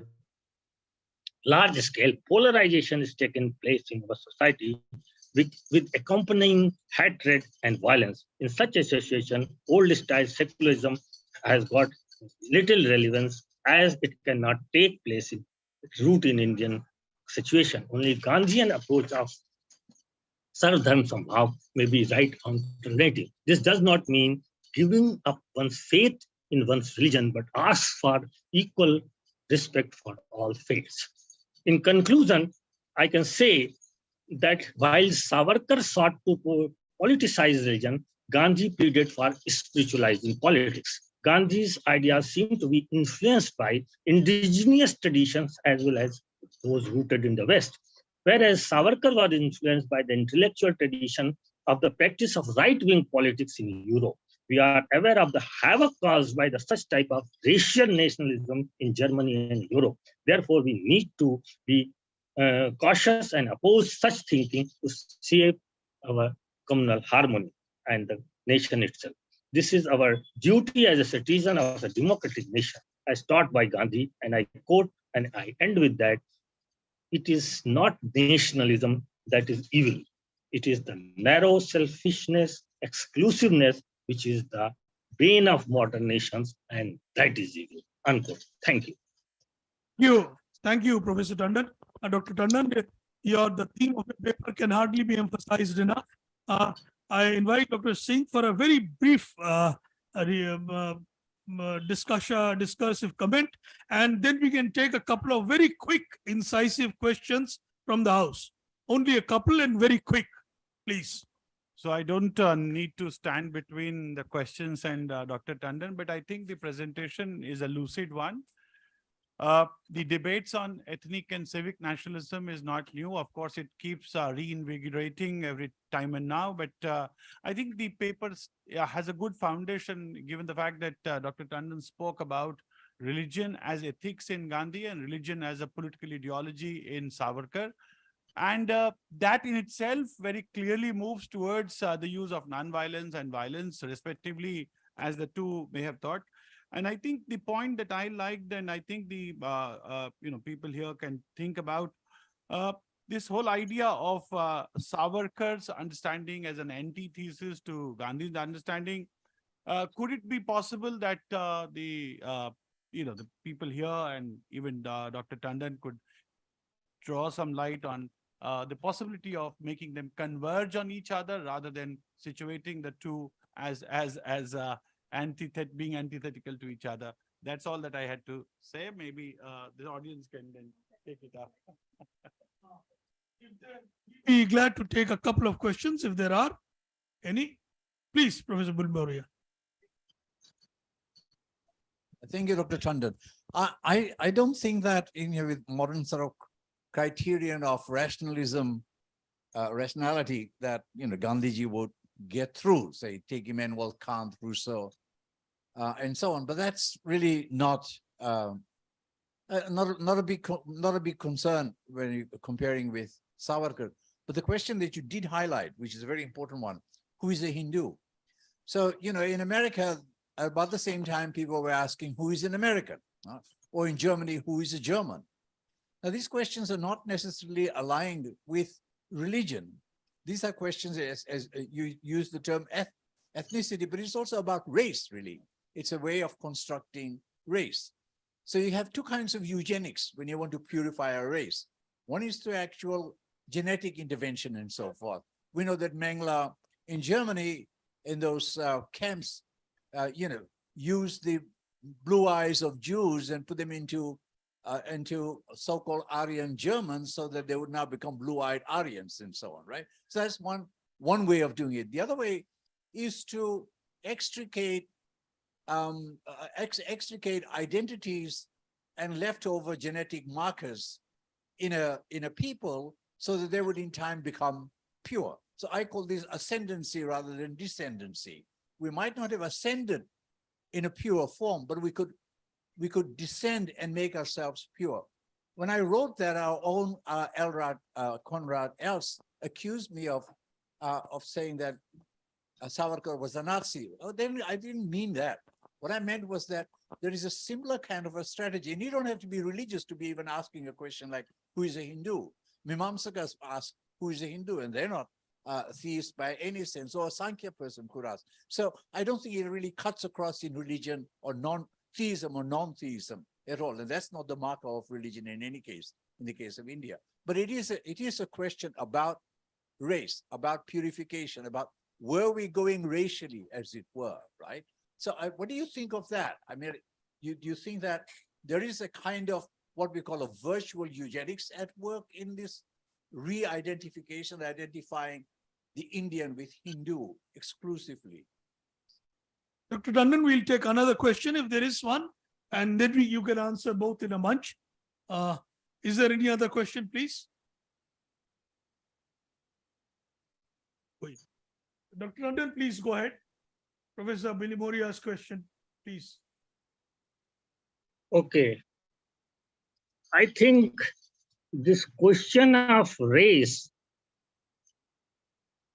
may be important for those countries which are not multiracial, multi-religious, but as far as we know, though I am not a historian, neither a good student of history, but as far as we know from the recent researches in genetics, as well as from our history, that people from at least 5 sites came to India in the, you can say, prehistoric period, and they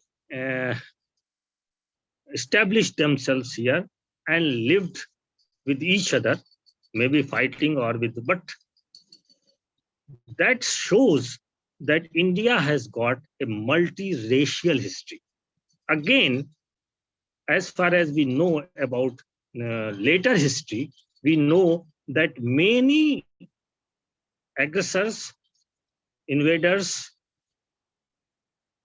right from, you can say, Sikandar, right, and Mughals, Britishers, all they came to India, and some sort of intermingling has happened here. So Gandhi would say that 2 characteristics of Indian civilizations are to be noticed, to be taken into consideration, that India has shown a great adaptability of those who came and stayed here. One thing.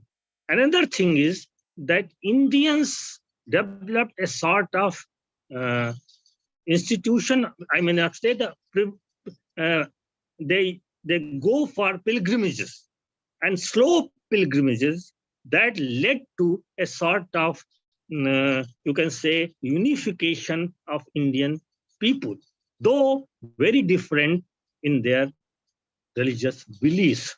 So this was the idea of nation coming through history, which Gandhi took and negated the criticism that India was never a nation.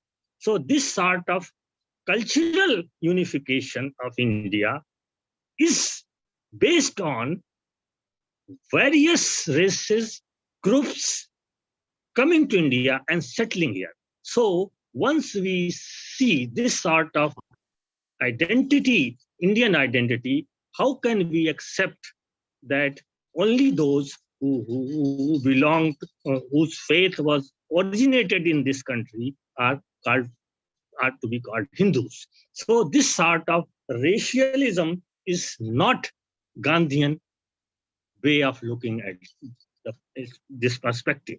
I think that we must be very, very careful about making our nationalism a sort of racial purity type of nationalism, which led to the violence in Germany, the Nazi Holocaust, which shocked the world. But I am very much afraid that we may be heading towards that. Thank you. Very much, Professor Tandon, from all of us. This has been a very productive session, I hope. I apologize for transcending the time limit. Now we'll be I think also, thank you very much for the patience. I have overshooted the time, but still last person has to face all these things. Now we'll be indulging in a pure Gandhian act of sacrifice, and that is the tea break we are reducing by 15 minutes, 20 minutes. So we are coming back in next 10 minutes after having quick tea, right? Okay, thank you very much.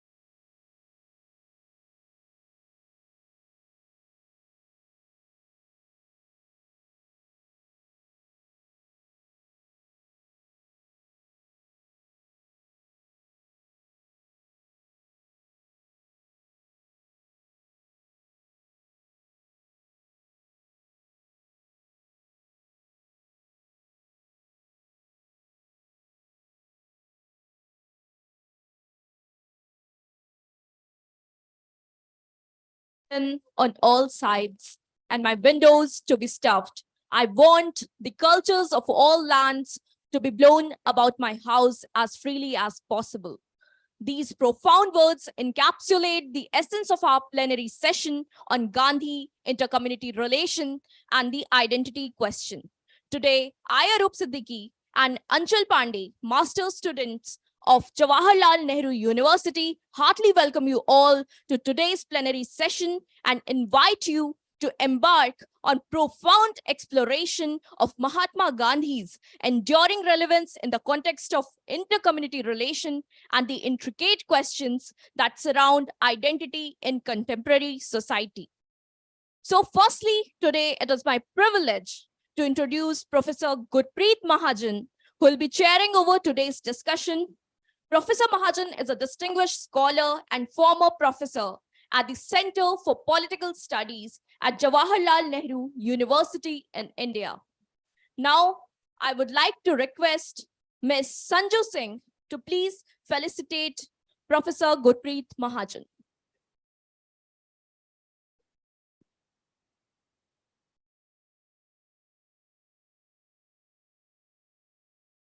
Next, it's my pleasure to introduce the discussant for our panel discussion, Dr. Harish S. Wankhede, who brings a wealth of knowledge and expertise to our session.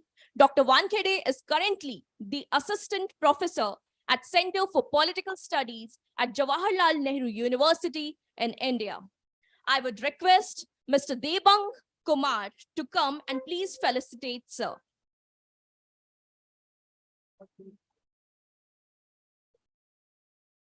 Now it's my great privilege to introduce our esteemed guest speakers. We have with us Professor Gopal Guru.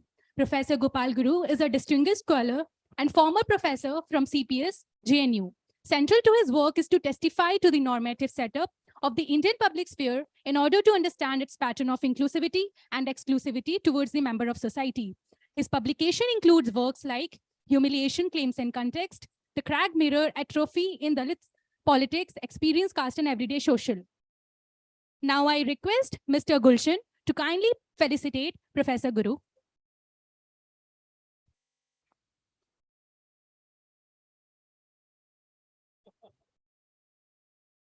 Our next speaker is Dr. Anuradha Viravalli. Dr. Viravalli taught philosophy for 24 years, firstly at Hindu College and 2005 onwards at Department of Philosophy, University of Delhi, until she took voluntary retirement in 2017. She has published a book titled Gandhi in Political Theory, Truth, Law and Experiment. She has contributed the entries Indian Philosophy and Nyaya in the Encyclopedia of Religion. Now I would request Mr. Adarsh to kindly felicitate Dr. Viravalli.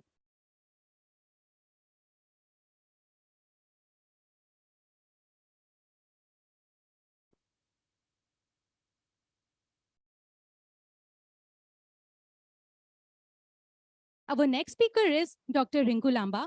She is an associate professor at the National Law School of India University in Bangalore. She was educated in Delhi, Oxford, and Toronto. Her research and teaching interests are in the areas of contemporary political theory and modern Indian political thought. Her most recent publication is a monographic essay on Rabindranath Tagore's critique of nationalism in the Journal of Modern Asian Studies. She is currently completing a book manuscript on the vision of political community in content political thought of Gandhi, Rabindranath Tagore, and B.R. Ambedkar. I would request Ms. Deepa to kindly felicitate Dr. Lamba.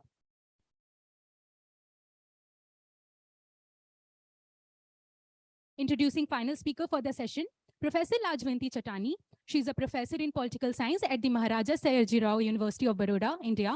Professor Chatani is a convener of the Forum of Contemporary Theory, an international recognized and acclaimed space for interdisciplinary academic exchange on issues of contemporary theoretical relevance.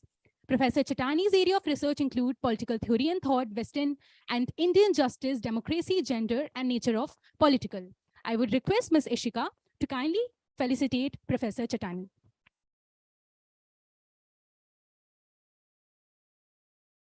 Now I request Dr. Mahajan to kindly proceed with the proceedings for the session. Over to you, ma'am. Thank you very much. Welcome to this plenary session, and I must begin by apologizing both to the young scholars who were introducing, because I asked them, please introduce everybody in less than a sentence, so maybe just one sentence. We are in a situation of deep injustice. 4 very eminent speakers. You're waiting to hear each of them. And we have very little time because we stand between you and lunch. So without any further words, Professor Gopal.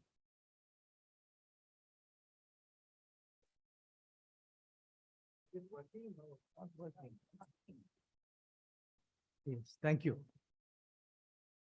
Thank you, Professor Mahajan, and thanks for the introduction that the student has given me. In the interest of the common good, which is called lunch, I will take just 10 minutes, and please stop me at 10 minutes. The topic that I selected for presentation is familiar to me and familiar to 2 people. One is Professor Sudhir Chandra and Professor Gangeya Mukherjee. Please forgive me if I'm repeating Sudhir. So I should thank Satish and the college for inviting me to share some of my oft-repeated, ever discussed and debated views on Gandhi and Ambedkar. Gandhi Ambedkar has been a darling subject for not only this conference, but conferences that have happened in the past. And yet I thought, it is a good occasion to really speak about the relationship between the two. The title that I have chosen is about Ambedkar's Gandhi, a step forward. I mean, this is a very provocative title. One can also say Gandhi's Ambedkar. But I think maybe Professor Anuradha will cover some of it, but maybe, I don't know, I'm not giving you homework. So I'll just read, there are 2 sections in this presentation. One section is about what is the function of critique. And I will also request, my phone is on silent mode.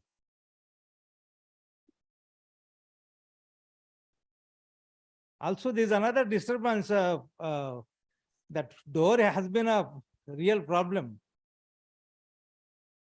Shutting on our cognitive map, I don't know how to, just close it here if you don't mind. This is some discipline and mobilize, not punish. Yes, yeah, so, okay, so keeping in view the supposedly ever-increasing shadow of disquiet on the political and perhaps intellectual relationship between Gandhi and Ambedkar, I'm sure some of you might find the title of the talk quite unusual and perhaps disturbing. Hence, it is necessary for me to offer right in the beginning much required explanation in defense of the suggested title. What is the function of a critique, and what significance do words like and and or have in understanding the intellectual and political relationship between Gandhi and Ambedkar? So there are two questions I'm raising. One is, what is the function of a critic? And the other one is the import of the word A and D and OR in capitals. How do they really have, how do they shape the relationship between the two? So there are 3 points in the first question, which I'm addressing. First,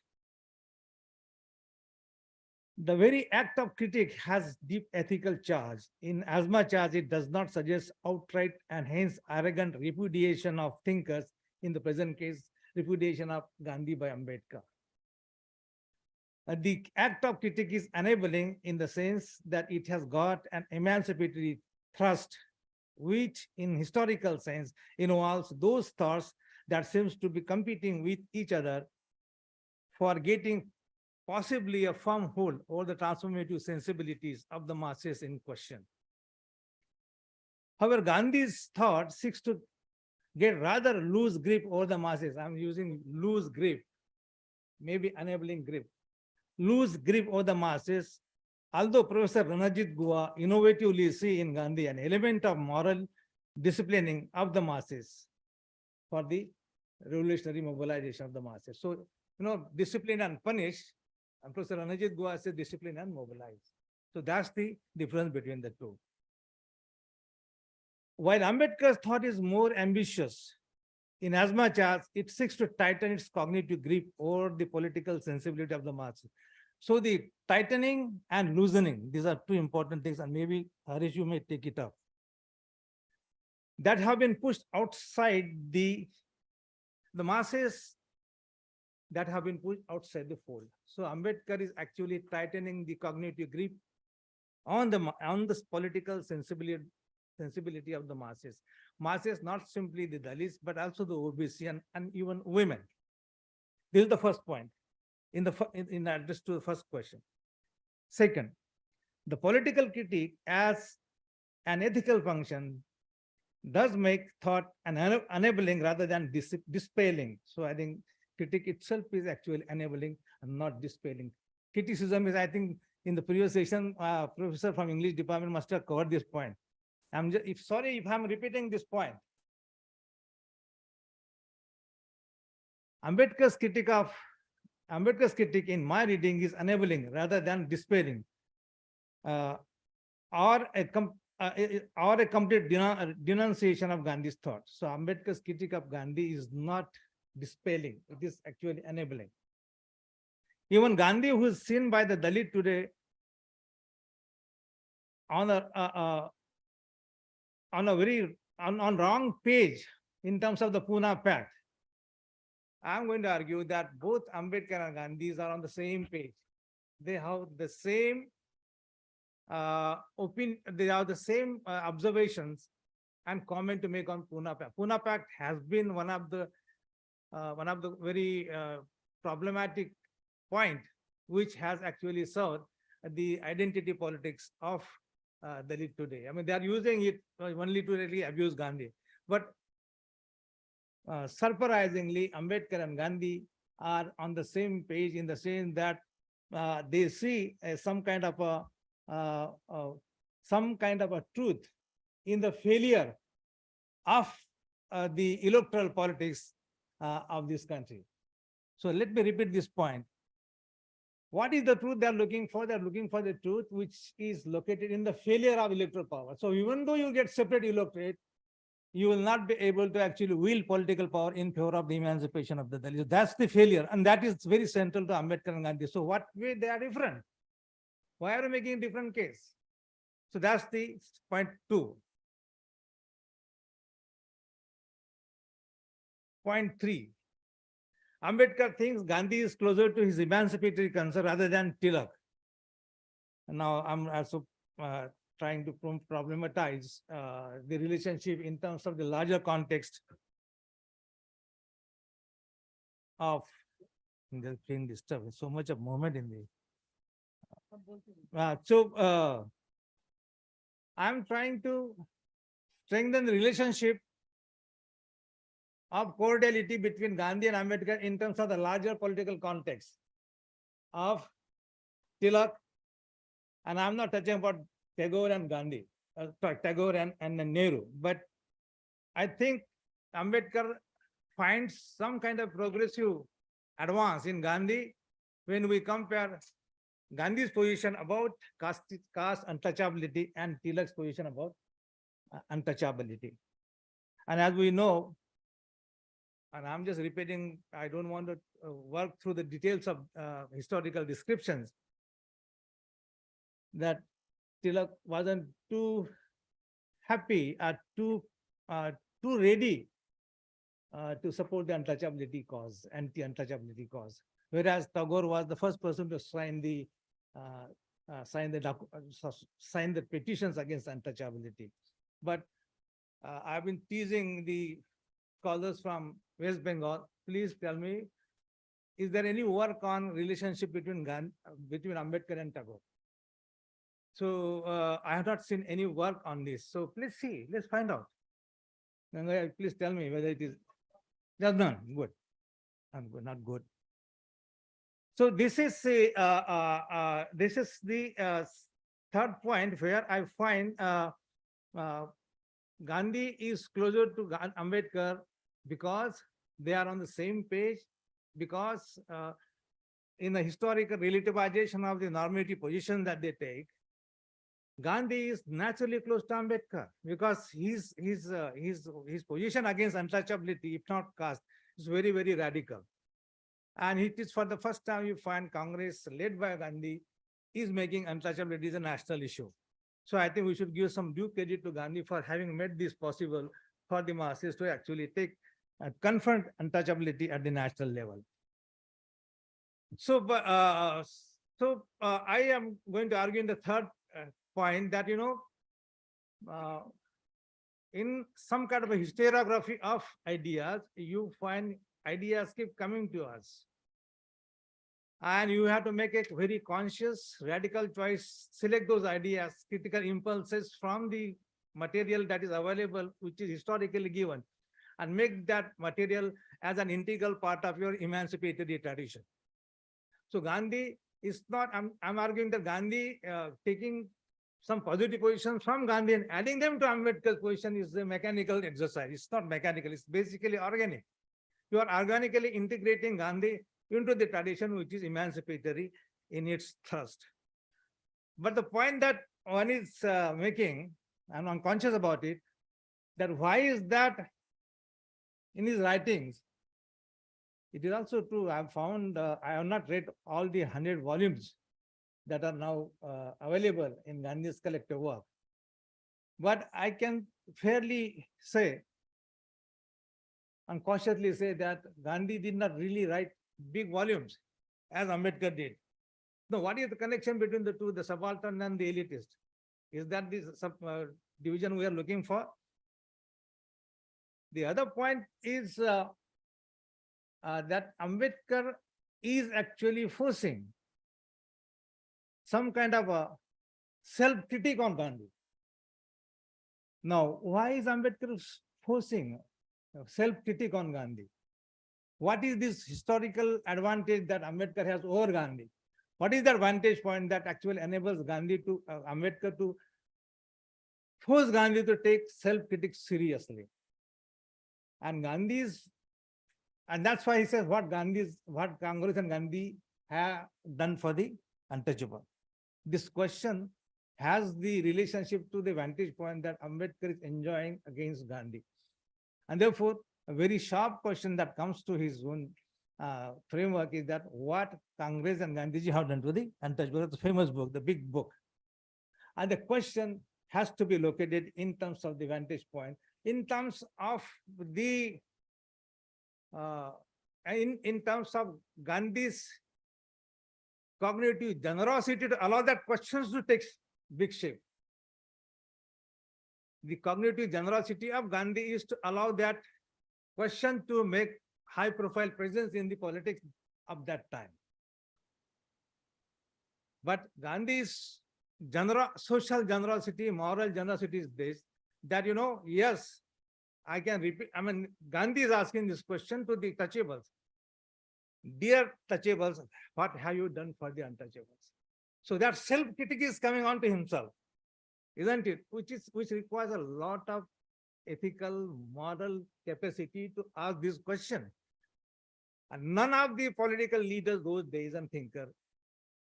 I mean, Tagore, of course, has a different route, but he has done a wonderful job, wonderful work on untouchability. We know all that in terms of different formats, poetry, play, and all that. So I'm not discussing that. But Gandhi has a tremendous moral capacity to become zero. Therefore, his social status is consciously evening out. Asking question to the touchables, look here, what have you done? And therefore, Gandhi's critique is not against untouchables. Gandhi's critique is against the touchables. And that is the big point that we have to keep in mind. Now, is it time? Okay, I'll not deal with and and or. I'll just skip that. I'll just stop here. I want to give you some time in the end to take. Yeah, I'll just stop here. I'll just stop here. Yeah. This first section of my presentation, but I'll stop here and I can take the second section if there's a time permit. Thank you. Yeah. I think, thank you very much for raising some very fundamental issues about how do we study and talk about the relationship between two political thinkers. Since my job is only to be least possible unjust to each person. Harish, if you have one sharp question now, or you want to take time later? Okay, later on. All right. Then may I please invite Dr. Anuradha Shaviravali to make her presentation.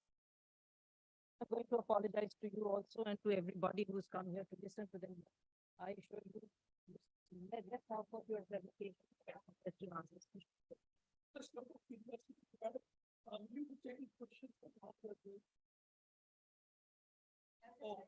Is trying to be less unjust as possible. Now, whom I will be more unjust to, I don't know as yet myself. I understand perfectly. I tried to be just and resulted in the injustice in this section. Yeah. Yes, thank you, and thank the yeah. Thank the college and Dr. Satish having invited me. He's off.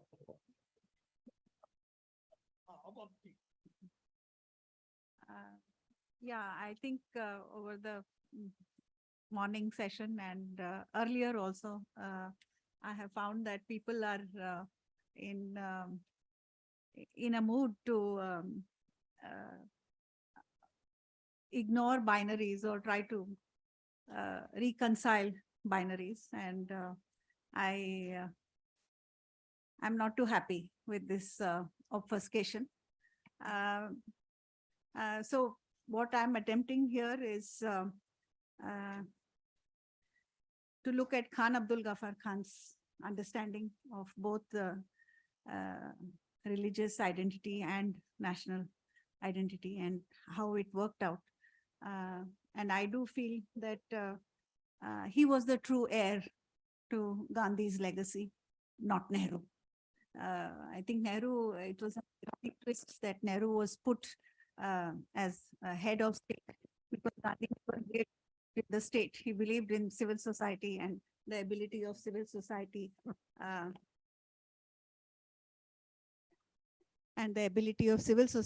to develop the authority for dissent against the state.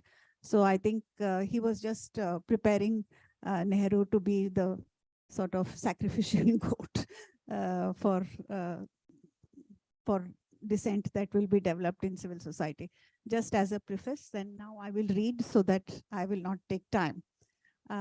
It is a little spoken of fact that Gandhi's only definitive and immediate demand at the Round Table Conference held in London on 30th November 1931 was a demand for autonomy of the frontier province.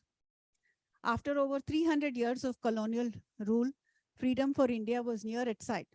However, it was not the demand for India's freedom and her rights over what was duly hers, nor the problem of the impending partition of India that Gandhi focused on or made any specific demands about. By this time, Gandhi was willing to accept the outcome of the demand for partition of India and perhaps even reconcile himself to the vivisection of India into two nation states. But it was autonomy for the frontier province that he wanted immediately. I quote, "Let India get what she is entitled to and what she can really take. But whatever she gets and whenever she gets it, let the frontier province get immediate autonomy today. That frontier will then be a standing demonstration to the whole of India, and therefore the whole vote of the Congress will be given in favor of the frontier province getting provincial autonomy tomorrow. Prime Minister, if you can possibly get your cabinet to endorse the proposition that from tomorrow the frontier province becomes a full-fledged autonomous province, I shall then have a proper footing against the frontier tribes and convene them to my assistance when those over the border cast an evil eye on India." This is from his the speech at the plenary session of the Roundtable Conference in 1931. More significant, however, was the theory of territory it presupposed, which was fundamentally opposed to that presupposed by the modern nation state and modern political theory, where territory, nation, cultural, and natural resources are identified. Post-partition, the Northwest Frontier Province would be a region separated from India by Pakistan and flanked on the other side by Afghanistan. It would no longer share any of its borders with India. Yet it would be a microcosmic example for Gandhi of Hindu-Muslim unity that would reflect the truth of India and its civilization. This, in effect, removed the Indian experiment outside its territory, beyond its boundaries, to a Muslim-dominated geopolitical frontier.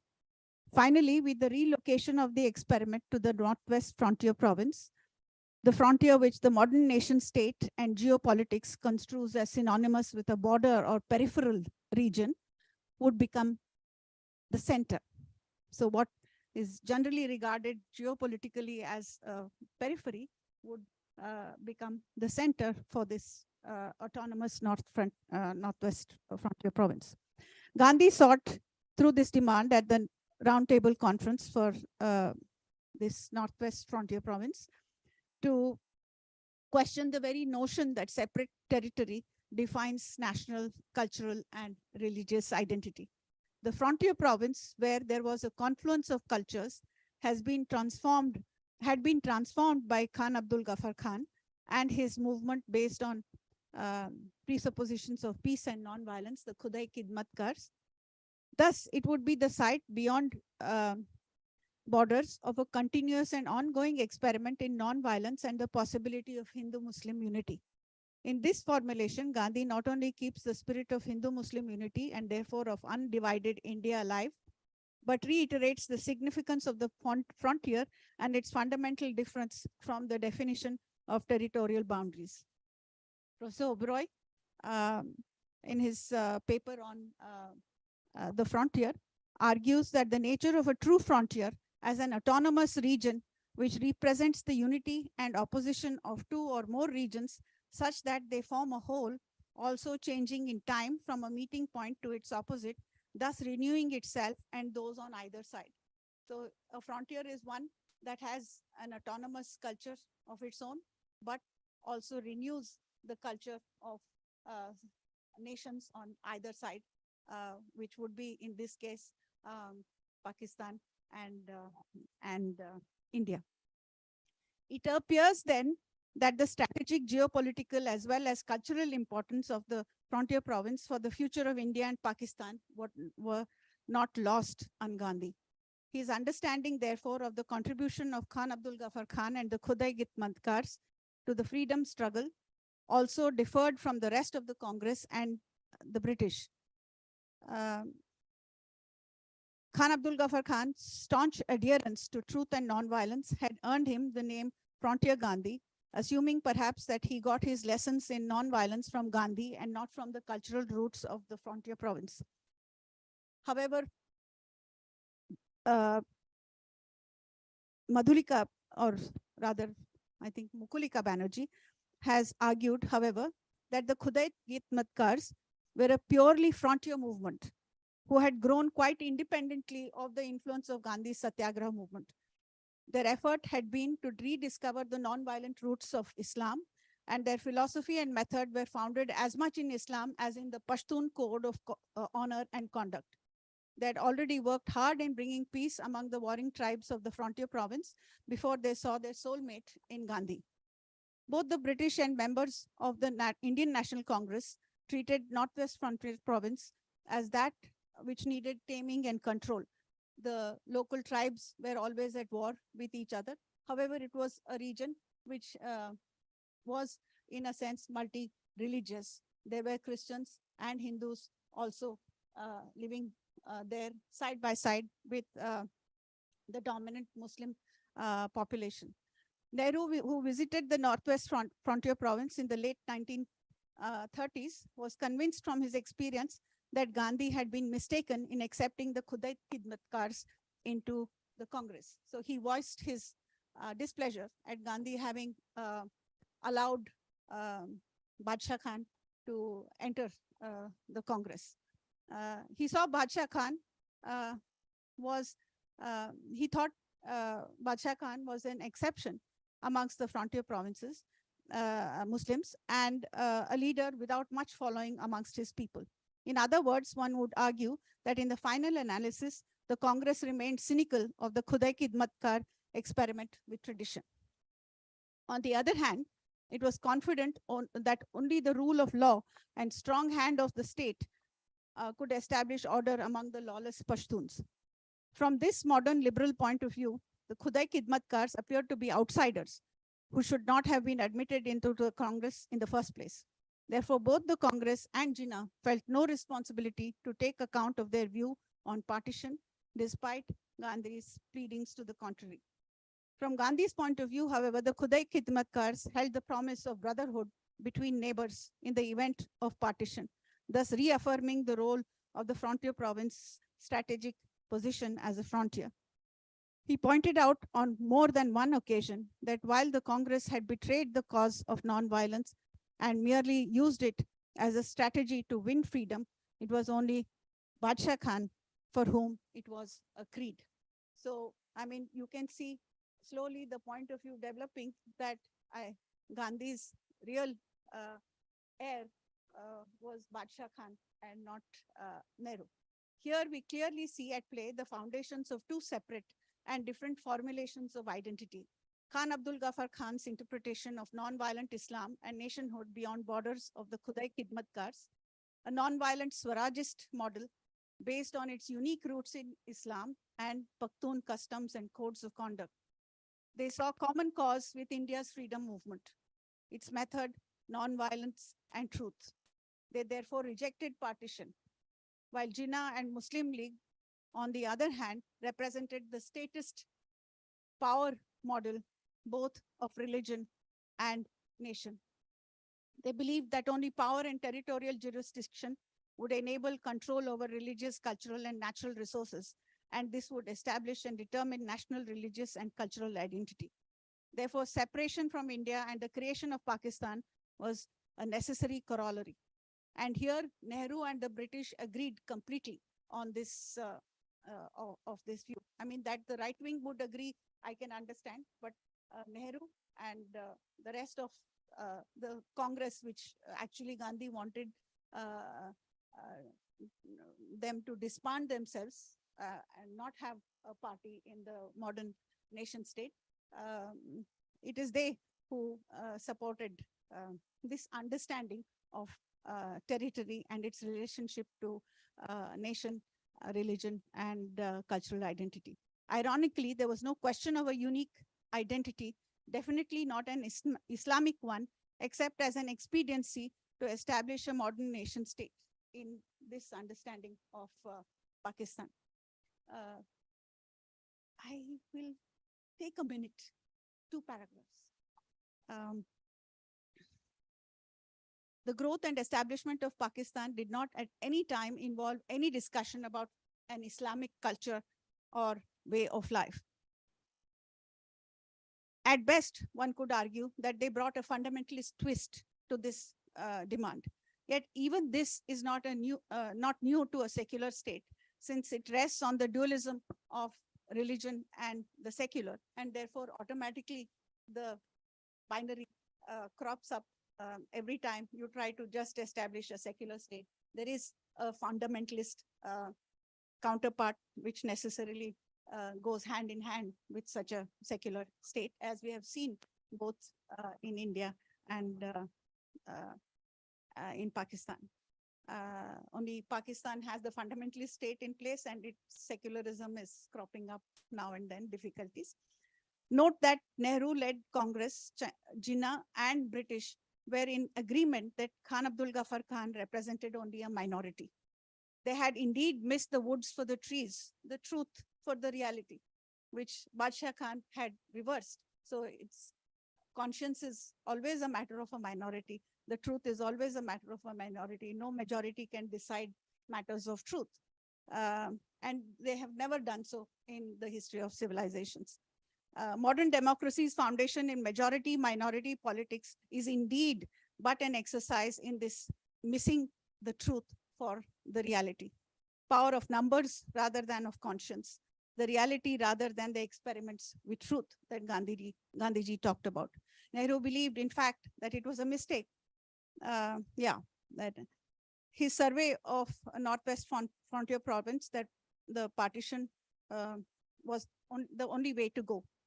The referendum on partition was taken at a time when tempers were violent and were high, and people could not speak their mind, let alone vote freely. So Pakistan came into being.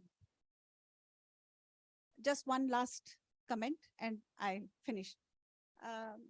Just one more point where Gandhi actually put Khan Abdul Ghaffar Khan in charge of he wrote to him, asking him to take charge of the Charkha Sangh. And this establishes Badshah Khan as Gandhi's true successor. Again, I want to reiterate.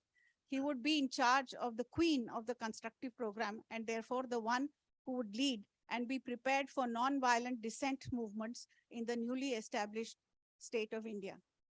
Nehru would be head of state representing the power model. Badshah would represent and lead the sovereignty of civil society and the individual, non-violent dissent and cooperative interdependence in political economy. Thank you. Thank you. I'm sorry I'm rushing everybody, but I think that all these are such rich presentations, and they leave each of you to think about an idea that you might want to carry with you.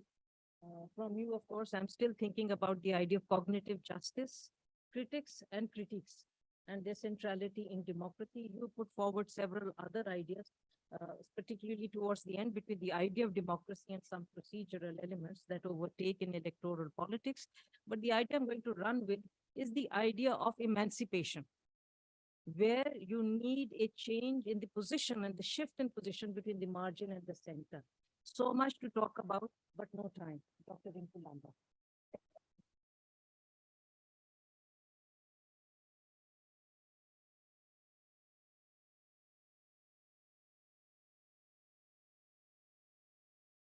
Including me in these conversations. Really, thank you.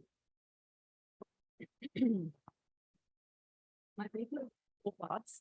First is introductory. The second, after the introduction, discusses a little bit of Gandhi's thought. The third, Tagore's thought. And the fourth has some concluding comments with regard to the Indian modern drawing of all the parts together. Shall we?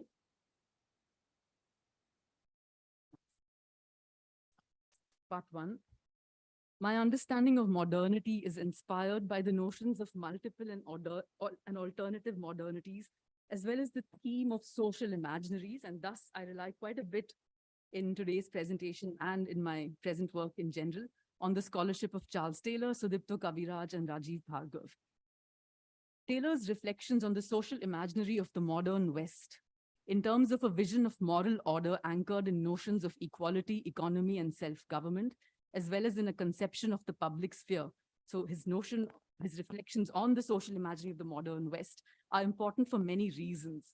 His work illustrates what he calls a cultural approach to comprehend modernity, which he himself endorses in contrast to what he calls acultural understandings of modernity.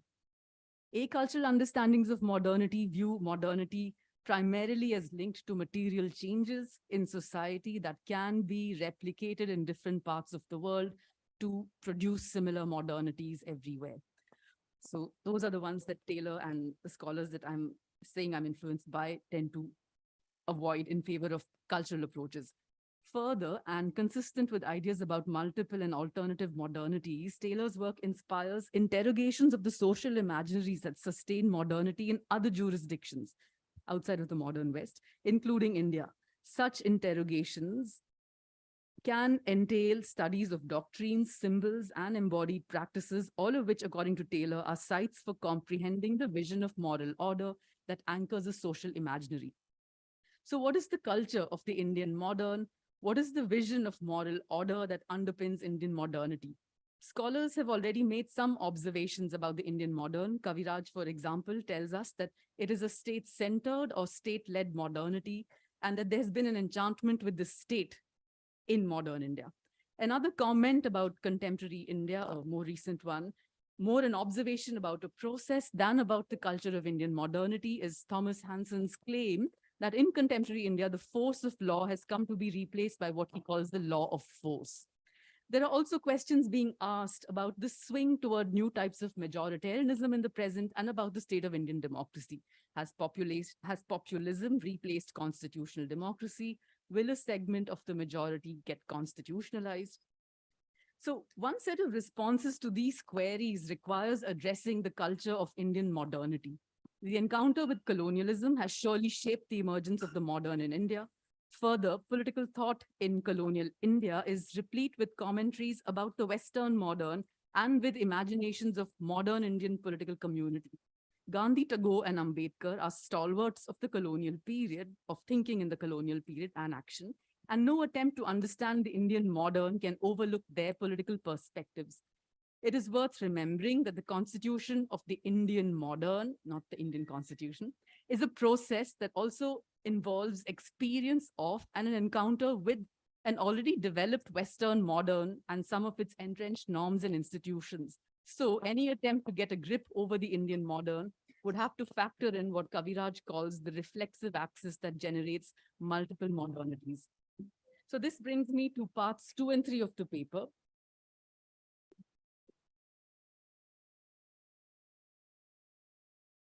In part 2, I'll provide a glimpse of the features of political community as evident in Gandhi's thought, a selective quick survey. And then the third section is Tagore's thought. Arguably, both perspectives offer sites for witnessing a conceptual translation of the notion of dharma as a normative conception of religion for cementing political community. So let me present their views one by one. Gandhi is known for saying that politics cannot be done without religion, and I think his is a reference to a normative rather than to a conventional understanding of religion. It is the dharma of individuals to be alert about the machinations of modern administrative power and to do all that is necessary for the exercise of political judgment for Swaraj and for Satyagraha. Both Swaraj and Satyagraha require the cultivation of the capacities of restraint and of self-suffering, which Gandhi says is the core of religion. An interest in the minimization of coercion, of which violence is a subspecies, shapes the requirements of what Paul Ware and Karuna Mantana have called Gandhi's emphasis on self-limiting action. Restraint with respect for the means through which to pursue an end is crucial for Gandhi, but it is important to note the role of force, even if it is sole force. It is important to observe the place of coercion in the Gandhian and Ambedkarite account, which I will only be tacitly addressing. It appears that there may be no possibility of politics without some coercion or force of compulsion. And this would be the case whether politics is state-centered or not. Gandhi's emphasis on a politics of persuasion as the means for conversion of an adversarial interlocutor coheres with his notion of the oneness of God, or what scholars have called an inclusionary monotheism. So there are some quotes here, some of which, okay, not quotes still. Gandhi's notion of oneness becomes the basis from which an intelligible plurality or diversity emerges. All plural forms of that oneness are to be treated with equal respect. The respect that is due to the diversity of religions is related to the unity from which it emerges. The oneness of God becomes the basis for judging issues related to faith-related differences. The normativity of the conception of religion at work in Gandhi's political thought is expressed in the way it is constituted, as I said earlier, as well, by the notion of restraint. So religion, which Gandhi views as connected to morality and reason, so religion offers prescriptive resources for how to appropriately interact with others, even whilst cleaving to one's deepest convictions. Notions such as restraint, self-suffering, and love for others are at the heart of what Gandhi understands as constitutive of religion. And it is these very notions that must determine modes of persuasive interaction among persons in ways that can facilitate the emergence of an impartial position through which to address an issue, even if it be a religious one, or particularly when it's a religious one. So I'm going to skip a few other sections here in the interest of time, and just move and stitch my way toward the section about Tagore by saying that for both Gandhi and Tagore, what's important is communication among persons, communication in spite of disagreement, not communication to generate homogeneity. So the attempt to retain a notion of relationship among persons and connection. So similar interests then are shared by both Gandhi and Tagore, one of his many interlocutors. Tagore's critique of nationalism is grounded in a concern against the modern administrative state and its power, and especially what he saw as its debilitating mechanizing effects, on the human powers of freedom understood in relation to imagination and creativity. For Tagore, modern state power entails a kind of homogenization unsuited to deeply diverse social contexts like those in India, and nation was a no-go model for political community. It was representative of the intellectual prowess of the human mind, but of that kind of prowess of the human mind that falls short of seeing the whole and sacrifices reception, harmony, and the interrelationship among things for mastery. The human powers for sympathy, love, and fellowship too are thwarted by what Tagore calls the Sarkar model of politics, and thus Tagore vests hope in Samaj as an institution that could sustain the collective powers of the people and enable a kind of unity in diversity, a unity that would maintain difference and heterogeneity and allow for an intermingling of difference without a competitive edge. A civilizational heritage of Sammelan is exhorted by Tagore, and that plus the interest in human freedom through relationship goaded Tagore's interpretations of the religion of man. There's a text, his lectures were published under the title of the same name. Contrary to antinomian inclinations that scholars have imputed to Tagore's interest in the bowels, Tagore's text actually reveals an elevation of ordinary life, but one that is committed to the service of human beings and to an identification of service for relationship as a relevant form of political action. Tagore even goes on to present Vishwakarma as the archetype for the kind of political actor he endorses. So I move now to the fourth and final section. I have this page and a little bit more. So maybe 5 minutes or 4 minutes, as fast as I can, without mispronouncing in the way that I already have. So I turn now to the concluding section of the presentation, in which I want to keep in mind some of the features of the perspectives of Tagore and Gandhi and advance some observations about their visions of political community. The following is a short and quick list of some of the key ideas articulated in their visions.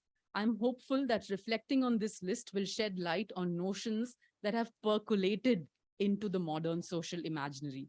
This is work in progress, and much of what follows can certainly endure much more argumentation and clarification. Nevertheless, I'm going to present this sketch in hopes of receiving criticisms and comments. The first of this list of some of the key ideas in the visions of political community articulated by Gandhi and Tagore is the prioritization of freedom or liberty, but in ways that refrain from according primacy to state power for securing that freedom. A second idea articulated in the views of these thinkers is about the nature of relationship between individuals and groups, there seems to be a preference for a disposition whereby individuals are able to stand up to or against groupthink. The ability to do so is a crucial ingredient for the exercise of liberty. But all of this is to be done within a context that gives importance to converting one's interlocutor. The use of restraint is vital, but the force of self-suffering is crucial, and it is conversion of the other that is sought, particularly by Gandhi. But alongside the importance of the individual and the individual's freedom is an emphasis on what can be classified as the powers of the people. That is, even as individuals should be separable from groups, the center of gravity of a political community is seen to lie in the coming together of a heterogeneous peoples. This is much more demonstrable in the case of Gandhi and Tagore with regard to today's presentation, but I will stick my neck out to wager that even for Ambedkar, the weightier aspect of political community was not in the instrumentalities of the law and state, but rather in important things like right relations among persons, that's his term, and attitudes of reverence that persons should have for their well-being, also his term. The above features that we have noted so far in the visions of the thought of these two figures that I'm discussing predominantly sit well with the familiar slogan that calls for unity in diversity. And together, they reiterate another strand in the perspectives of Gandhi, Tagore, and Ambedkar. And that is the strand which stresses the coming together of heterogeneous perspectives.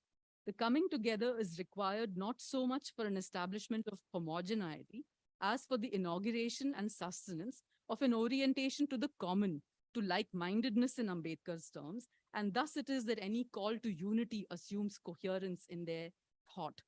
Religion and its place in sustaining a political community centered on responsible individuals that are able to participate in collective action, either for satyagraha or for the forms of membership expressed in the notion of Samaj, are features that must be observed.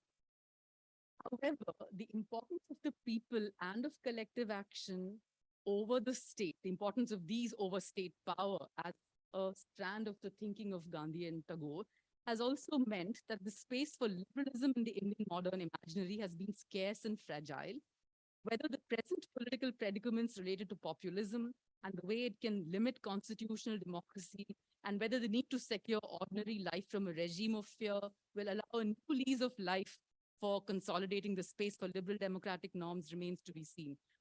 To build on observations about the legacy of the anti-colonial struggle on modes of democracy in India, but one cannot but ask how skepticism of state power in the perspectives of Gandhi and Tagore and the prioritization of the collective powers of the people have percolated into a modern social imaginary in ways that permit breaking the law, that is, of normalizing not taking the law seriously.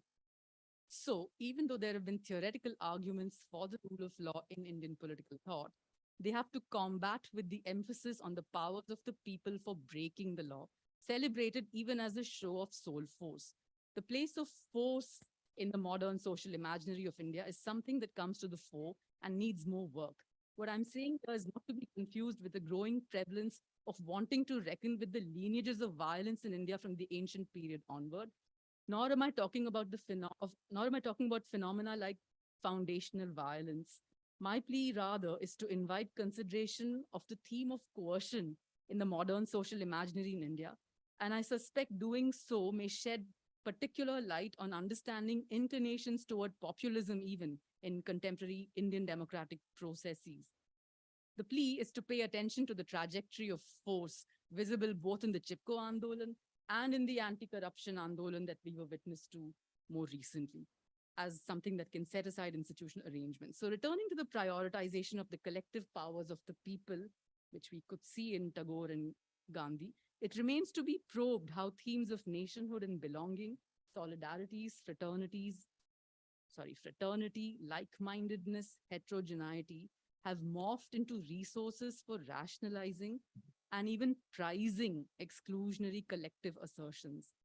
So thank you for your patience in listening to this preliminary account of something that is still work in progress, and I will welcome comments and criticism.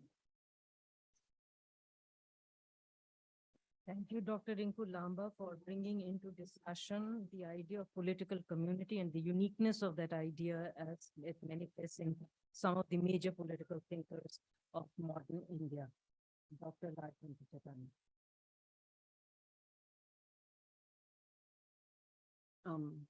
Thank you, Professor Mahajan. Kindly just nudge me when I'm 2 minutes short of my.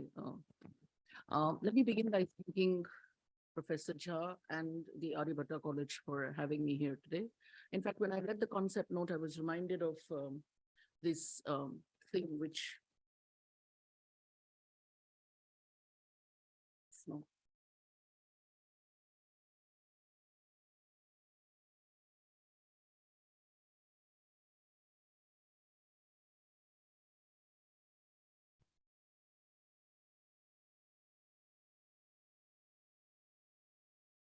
Thank you. So when I was reading the concept note, I was reminded of this discussion which I was having with Professor Bhikkhu Parekh, where Bhikkhu Parekh told me that when Richard Attenborough was making the movie Gandhi, he met Nehru, requesting Nehru to tell him how Gandhi would walk, how Gandhi talks, and Nehru obliged. And when Richard Attenborough was leaving, Nehru follows him and says, wait, and I'm quoting from, please do not turn Gandhiji into a saint. Gandhi was a great man, but he had his weaknesses, his moods and his failings. We have a tendency to turn anyone we see as great into a god. But Gandhiji was much too human and complex to be one. So keep him human. And I think this is what we need to do today. We need to keep Gandhi a bit more human in our discussions. This, I think, was also very clearly stated by Douglas Allen in his keynote address in the seminar, that we need to look at the critics in order to find more creative and complex interpretations, which will help us understand. And I'm obviously chopped out a lot of my presentation because there is a paucity of time. I'm also the last presenter between you and the lunch, so I have to be far more just. We've talked over the last 1.5 days about Gandhi's and for several decades of Gandhi's concern with violence, whether it's the violence of alien authorities or the violence which are intrinsic to social structures, social political structures. And the question I thought I should ask and try to answer in this paper, is it possible to transfer Gandhi's questioning of the centrality of violence within the structure of colonialism to the structure of patriarchy? Can we infer that Gandhi's questioning of the legitimacy of violence can be read as a questioning of the patriarchal norms and relationships which are posited on violation and hegemonic domination? Now, I do understand, and I think this is a problem, that we expect Gandhi to have answered all our problems. And if he failed to answer even one, then he's not Gandhi enough. That is not the way I'm looking at Gandhi. What I'm trying to do, I would not really blame someone for not picking up all the problems that we maybe a century later are facing, but what can we infer from Gandhi? A conceptual reading of Gandhi's position on and for women offers a plethora of somewhat compatible yet essentially contradictory interpretations, ranging from positions of feminist sensibility to those of masculinist chauvinism. To substantiate, Gandhi on one hand saw women not as objects of reform and humanitarian benevolence guided by men, but as self-conscious subjects who could, if they choose, become arbiters of their own destiny. In this way, Gandhi represents a crucial break from the attitude of many of the other leaders of the reform movements of the late 19th century, who tended to see women as passive recipients of more humane treatment through the initiative of enlightened male effort. In fact, one of the significant contributions of Gandhi was in bringing a large number of women into the mainstream of the national movement and of politics. Gandhi was quite instrumental in tweaking the nature and quality of women's participation in the public political space. However, on the other hand, and in a supposed contradiction to this, Gandhi understood and acknowledged the place and or repository of women's thing as her chastity and purity. Reporting a speech by Gandhi published in Harijan in 1946, Pyarelal writes, let no one dismiss, quote, let no one dismiss the example of Sita as legendary. It was that higher type of valor which he wanted Indian womanhood to cultivate, unquote. Similarly, in another issue in Harijan in 1942, Gandhi writes, the real strength of a woman was her consciousness of her purity and chastity. This dazzling purity could disarm even the most beastly of men, unquote. Much earlier in a public address at Noakhali, Gandhi, juxtaposing both these positions, says, and I quote, Women should be as self-reliant as Draupadi was. Who will call Draupadi dependent? Draupadi, who when the Pandavas failed to protect her, saved herself by an appeal to Lord Krishna, unquote. Interestingly, Gandhi, both in theory and in praxis, questioned and in a way transcended the political personal binary, a binary that has been questioned by the feminist discourse and gender studies, albeit in different ways. For Gandhi, the political ought essentially to be guided by a moral reasoning. This is demonstrated in many of the decisions, actions, and ideas, writings that Gandhi had. In fact, for Gandhi, the personal ought also to be intensely political, something he practiced in the ashram. In fact, the ashram is a space which transcends the private-public divide. The ashram is neither public nor private. Also, Gandhi's use of salt as symbolic of the anti-colonial freedom movement is rather instructive of his attempt to question the binary. Why salt? Most of Gandhi's experiments which are essentially political and somewhat rebellious in nature are carried out employing the tools and language of the private personal space. In fact, many of them posited on the body. The body was for Gandhi not an apolitical chasm, devoid and bereft of political relevance and possibilities. Rather, for him, the body was the site on which much of his politics was played out, from his satyagraha protest of fasting to his exposure of the naked body, moving on to his determined acts of walking, not marching. Interestingly, spinning, an essentially feminine act, represented national unity, as well as an act of protest against the colonial regime. Similarly, fasting was an essential political act for Gandhi. For Gandhi, the body was not the site of passive feminine subjugation. It was the site of potent political practice. In sharp contradistinction to this employment of the feminine for freedom is Gandhi's posturing in the home, a reading of Gandhi's relationship with Kasturba, particularly his dissatisfaction with her whenever she asserted her individuality and resisted his arbitrary, quote-unquote, demands, throws up several contradictions and concerns which question his commitment to Swaraj and freedom. It's also interesting to read his letters with Sarla Devi Chaudrani, who V.N. Datta would refer to as the mystery woman in Gandhi's life, where he signs off with yours lawgiver, or his confident communication with Manu regarding the importance of his signature in her diary, where he says, quote, I didn't know you could write such long, detailed diaries, but I like them. You must make it a point to get your diary read and signed by me. You won't appreciate today the value of my signature in your diary, but it will bear a sure testimony to the fact that I pour forth my whole heart in whatever I tell you, unquote. Obviously, we have his acts of celibacy, and I can go on and on and on about this. About the contradictions, we have him using the body, we have him fasting, we have him performing celibacy, we have him getting Manu to sign, to correct and sign the diary which she wrote. How can we make sense of this apparently contradictory, if not conflictual positions of Gandhi? Is it possible to read Gandhi as contributing to the ongoing discourse on gender in India? I do not intend to justify acts of celibacy or justify patriarchy. I'm not doing that. So I hope that I thought I should, and I added that later on, that I hope this is not a misrepresentation.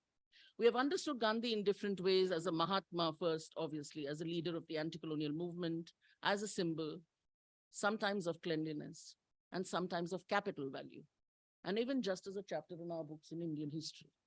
And I say Indian history very, very consciously because I think he's out of the books of Indian politics, at least in the state from where I work. I suggest that it is imperative for us, and in particular, when we begin to address the problems we confront today, to recognize Gandhi as a method. Interestingly, a method is both a conceptual tool and a practical tool. It is one that has to be conceptualized as well as carried out. One can't just conceptualize Gandhi and leave Gandhi there. I think that will be doing utter injustice to that man and what he claimed. We'll have to do Gandhi. And that is why I decided to title my presentation, Doing Subversion. My argument is that Gandhi could be read as doing subversion, as carrying out subversive possibilities within an experimental and experiential context. What do I mean by doing or Gandhi as a method? I just want to put forward two. There are many more which I mentioned. Positive time, I have 3-4 minutes. Okay. The first is obviously the doing part, the relation between idea and action. For long, there has been this binary between idea and action, body and mind, theory and practice. In fact, Douglas Allen in one of his statements does bring this out as characteristic of modernism, where he says modernism is a form of thought that loves to dichotomize subjects, objects, inner, outer, private, public, fact, value, rights, responsibilities, religion, science. And this dichotomy is then political, with one being inferior, subject, silenced, and dominated, unquote. So you have this dichotomy between the body and the mind, between idea and action. And Gandhi is clearly transcending this binary. He's clearly doing what he thinks. I must say that there is a lot of doing going around in contemporary politics, but that is not enough. So I'm going to attach something to it. To suggest that an idea is possible without an act is a fallacy, actually impossibility. Similarly, to act without thinking is politically dangerous. And I think this is why Gandhi titles his autobiography Experiments, because it is not just about thinking. One has to, if you're experimenting, you have to do it. Interestingly, this experimental or experiential aspect is also something that feminism or gender studies has been talking about, that you can only understand, and I think even the Dalit discourse would say the same, that you have to be a Dalit. I'm not justifying it, but you have to be a Dalit in order to experience, and Dalit is not necessarily only one who belongs to the lower caste. Dalit is a far more broader term, which includes all forms of marginalization, oppression, domination. So when we look at Gandhi, Gandhi playing with experiments, doing experiments. Gandhi is part of his experiment. In fact, he's an experiment himself. This is one of the methodological nuances of the feminist experiment, which I would say. But as I said, it's not just doing. One will have to include or to complement this doing with a moral, if you like, a Gandhian perspective. And I choose to bring in the perspective of ahimsa here. What do I mean?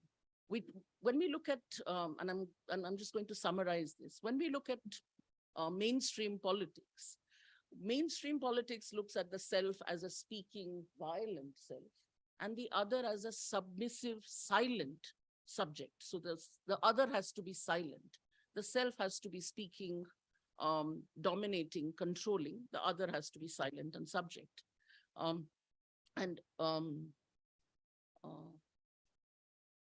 Although politics is aimed at furthering the interests of the self, it does contain a fundamental concern to accommodate and include the other. And it is this concern that necessitates the openness and justness of the logic of politics. To close or end politics is indeed to close the possibility of recognizing or accommodating the other.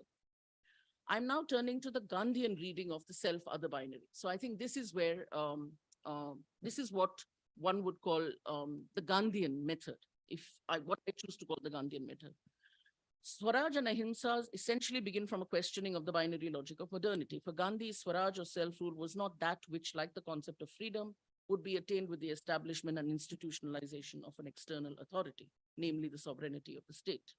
According to him, Swaraj was that which would be achieved with every individual morally and politically governing herself and resisting experiences and instances of domination she experienced in a routine way. Here, she who is dominated does not accept oppression, but more importantly, also does not speak the same language of the oppressor. Okay. 1.5. All right, since justice is a measurement. So what I'm really trying to say is there have been two fundamental ways of addressing the problem of othering in canonical thinking, or perhaps from a non-Gandhian perspective. What is that? That the other must ape the self, and this was done beautifully, brought out beautifully well by Ashish Nandy much earlier in Indian political theorizing, that the other should ape the self in order to get a sense of empowerment. Or the other should be recognized as the other, as someone who is marginal, someone who is silent, someone who is subject. And this was obviously something which contemporary discourse has tried to do. How do I read Gandhi? And this is my reading, and I'm absolutely open to questioning. I think Gandhi is getting the other to speak, but to speak a different language, not the language of the self. What is the language of the self? The language of the self is violence. What should be the language of the other? The language of the other will be the opposite of that. It's interesting that Gandhi never used the word peace. Gandhi used the word ahimsa, non-violence, which is apolitical. I do not think non-violence is apolitical. Non-violence is essentially political. I'm coming to an end. How does this relate to Gandhi's position on women? Gandhi, being an other, spoke the language of the other. And it's speaking, please, this is a sense of agency. Gandhi could not speak for the other. The other would have to speak for herself. The other would have to do subversion based on her experiences. A political act and a protest would be inauthentic without experience. And any protest would have to question boundaries. Gandhi does subversion. Gandhi plays with boundaries. Gandhi experiments with this play. And Gandhi, it's interesting that Gandhi was assassinated in 1948, much before we became a republic. We became a republic in 1950. So Gandhi was really never the self who could speak. I really wonder, as a self, citizen self, what would be the language of Gandhi? I'll end with one more entry in Manu Gandhi's diary on 26 later. All right, thank you very much. And I'm sorry for all that. Thank you. My apologies, Rajvanti. Many things there which you want to take up, but it's interesting then now to see what notion of political community emerges when we think in terms of the other speaking and speaking in a different voice. Dr. Harish Vankade. 5 minutes. 2 minutes. One sharp question. Sure.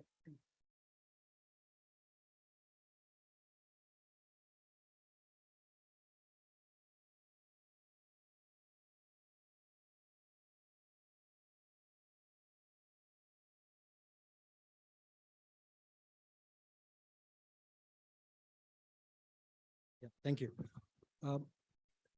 No, it will not be a question to each one of the presenters, but kind of a general comment. What I got from this panel is, of course, that there is this kind of a making of a normative philosopher, Gandhi as a normative philosopher. And in that making, of course, there is an orientation to suggest that there is a philanthropy in Gandhi's approach. Like for that matter, when Professor Guru suggests that there is a generosity that it allowed Ambedkar to engage with Mahatma, that possibility. And when we suggest that something great is happening, that that Gandhi has solutions and possible reconciliations, or for that matter, compromise-making tactics, that Gandhi can allow each and every one to come and speak to him, and he will provide you a philanthropic approach to deal with that problem. I think there is something which is very, very hegemonic and coercive in nature, probably violent you can use. And therefore, probably this binary in which the issues of untouchables, women, Muslims, and for that matter, any of his critique should have a kind of a larger control of this particular vision, which Gandhi kind of provide or suggests that others are basically somewhere particularistic. They do not have that kind of a grand vision to understand and examine what should be the nature of communal or collective living, or for that matter, harmony, the idea of harmony and collective living, or even for that matter, the idea of coming together as a human being, humanity for that matter. And therefore, probably more than this acceptance that Gandhi suggests that he has this kind of a philanthropist vision to accommodate, build compromises and create some kind of reconciliation, there is a kind of absence of the other part, where the agency of the others is almost missing, that somewhere they are not competent enough to provide the normative or a higher vision. For that matter, Ambedkar is always need to be in dialogue with Gandhi to make sense of his presence. And therefore, probably more than understanding this debate between the two versions, I think the other version which often been absent in this discourse is the idea of democracy, for that matter. How Gandhi will understand democracy, or for that matter, the idea of community rights, or that there is sense of autonomy in modern times, that communities and groups and individuals are autonomous enough to understand their own essence of life, and there is no need that somebody else will come and provide some kind of ethical or moral judgment on their life issues. And therefore, probably the idea of what they call power is often been missing in this discourse, that most of the communities, untouchables or the Muslims, were asking for share in power, autonomy for that matter, or some kind of a sense of plurality, which probably Gandhi is missing to address. That when untouchables of that part of time asking for share and participation and recognition of their issues, you'll find that somewhere the hesitation of Gandhi to acknowledge and accept that part of concern. And therefore, probably it appears that the idea of democratic credentials of these communities, that they are making a very, very democratic appeal about their own agency, about the sense of justice that they have, and what exactly they want to kind of the kind of aspirations that they have. And therefore, this philanthropic normative orientation is somewhere dismissive often. Of course, it is somewhere provide a solution and an agreement between the two, but the loss of agency in that a larger correspondence is, I think, very, very crucial, and it is possible with each and every segment that are engaging with Gandhi on this particular notion. I think I'll make this particular point. Thank you. Thank you, Harish, for raising this very fundamental question. And I'm going to now give the speakers a chance to respond to this and anything else that they would have liked to add on, and in the reverse order. Lajwanti, you get first.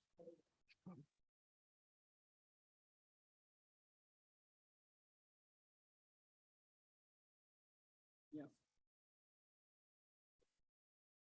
Thank you, Harish, for that. I think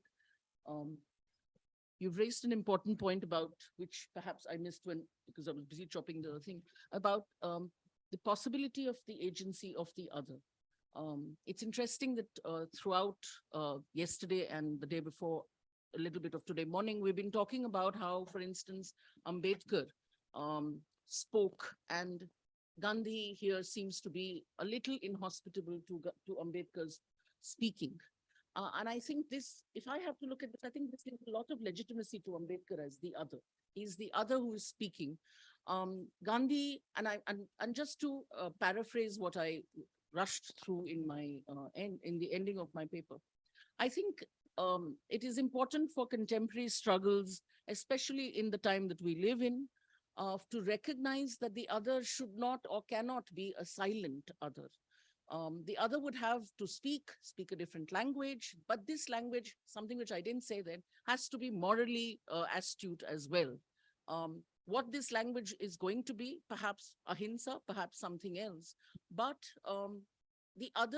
the self would be absolutely thrilled if the other were to be deprived of agency, especially in a democratic setup. Because constitutionally, in a democratic setup, we have no reason to complain. We all have been endowed with rights. We all are sovereign citizens. And therefore, if we go silent, it seems to be choice. So I think when there is this experience of othering, the only response is language, but language, it has to be a different language. It can't be the same. Thank you very much. Sorry.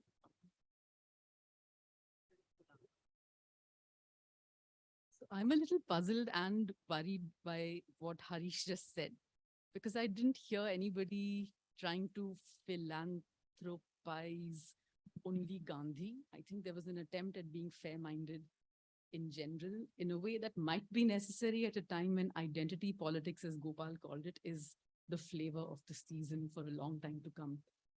I'm also a little puzzled and worried because I don't know, I'm not thinking about things in terms of self and other. So if I just restate my main preoccupation in my presentation, it's about giving coercion its due and the fact that it's going to be there everywhere, right? And if we don't acknowledge that and we say that we don't want to hear so-called philanthropists telling us what to do, okay, but the next step is, what's your normative stance, right? And it cannot, is it, so I just think that these are important themes you've raised, but I think they can be misused and they can generate thinking in silos, and then they can make philanthropy seem necessary. So I would just think that we should be cautious.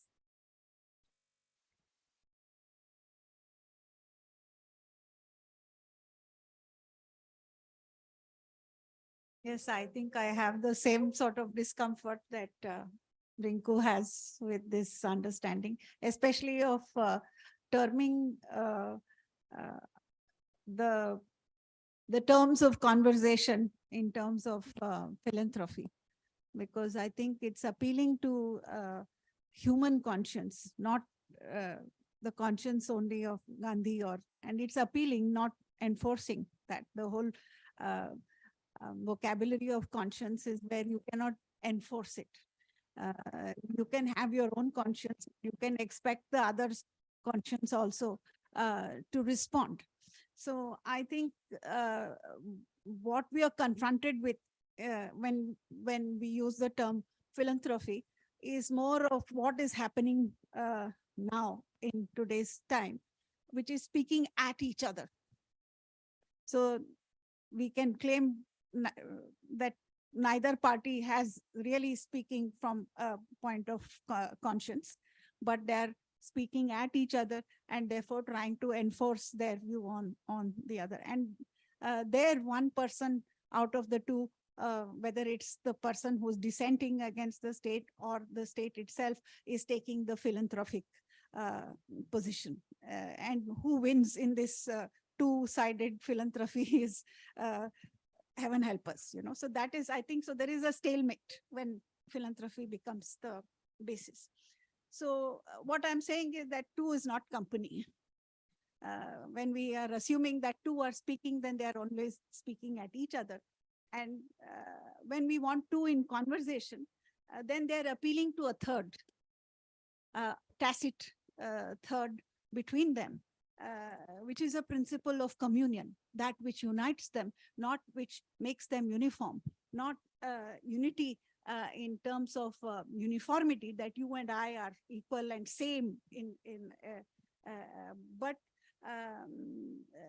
unity in variety, that you and I are different, and yet we have the capacity to understand each other, because what unites us is this conscience that each one of us has unique to ourselves, and yet which can appeal outside of ourselves. So I think, and there the question of philanthropy, I mean, yes, so it's not about the normative, because again, in a sense, the conscience is normative, but the normative takes on a hegemonic mood, which I think the very vocabulary of conscience cannot. So thank you. Yeah, I think so. Thank you, Harish, for your comments on all the 4 papers, but I'll stick to what I'm going to make sense of what you said. I want to join Rinku for also voicing my concern about the word philanthropy. The philanthropy, by definition, has asymmetries in it. Somebody is philanthropic, therefore somebody is powerful. I'm saying Gandhi is not powerful. He's wanting to become zero in terms of actually, that's the point. So there's no philanthropy involved at all. And generosity of 2 kinds, cognitive and social, are the values that are missing. They were missing during the colonial struggle and thinking and formulations of ideas for freedom, and they are also missing continuously today. ethics in the critique of Gandhi becomes so important. Not so much reason. Reason will make Gandhi so arrogant, which he doesn't want to become against everybody. So his essence is in terms of becoming small and listening to everybody. And both of them, and as you very rightly said, no, they're not talking to each other, they're talking about somebody else. Untouchables, touchables, women, everybody. So I think their canvas, if you use this word called phenomenology, the canvas of ideas was so great that it did not really involve one-to-one relationship. And so philanthropy has no place at all in the whole formulation. This is one point that we have to keep in mind. Second point that we have not discussed, and we never discuss in teaching political theory. My great friend Gurpreet Mahajan is there, Inku. We have not talked about the notion of indifference. Have you really talked about the notion of indifference? We have been so indifferent to each other. I mean, Tagore is one example I'm giving now. I mean, he may be a great person, but he has not even, I mean, there's no connection. Ambedkar and Dalit movement is quoting the Tagore because they are historically caught in a question which require conditions to articulate those conditions, no? Those questions. That's why Gandhi is one single interlocutor that he is providing all kinds of support for Ambedkar to raise questions. Others are great, but they are, so to say, indifferent. So that is why Gandhi becomes so important, at least for tribals, I mean, Adivasi, women, Dalit, minorities. And so I think we have to keep this contribution of Gandhi in mind. And secondly, I mean, you are not philanthropic, and you are not generous because you want to be generous. Because Gandhi thinks that I have to be generous, I have no option at all. It's my ardent duty to be generous. And so I think the generosity is not the burden. Generosity is a very, very enabling resource that we are, a moral resource. Therefore, if you are bringing morality into politics, politics acquires its own significance. Without morality, politics has no meaning at all. That's why Nehru says the coercion has to give its own due. So you just can't displace it out of hand. So I think these are issues that we can talk about, morality and politics. I mean, that has been discussed in the discussions on political theory in contemporary times.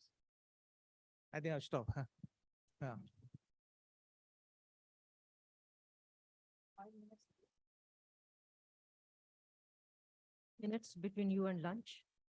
So I'm sure there are many, many questions, but if you can restrict whatever you want to say and say it within 1 minute, the floor is yours. Who would like to? Time starts now. Yes.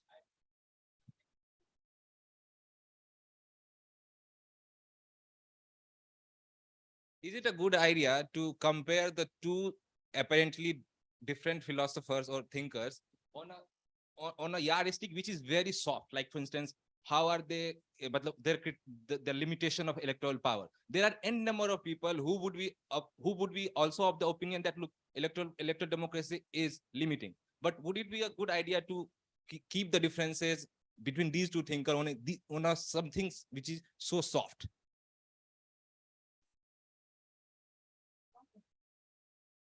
Yes, yours.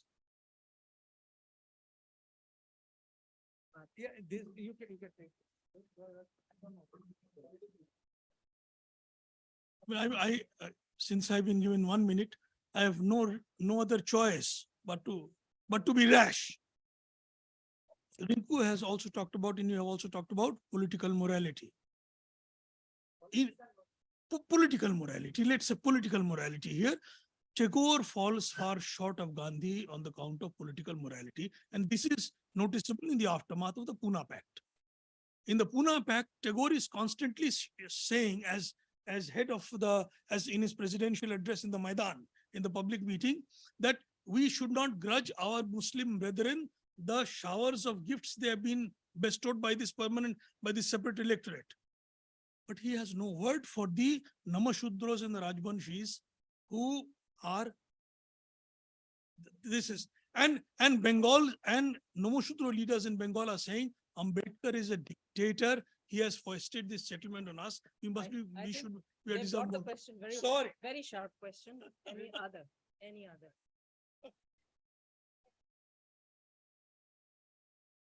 On the action and the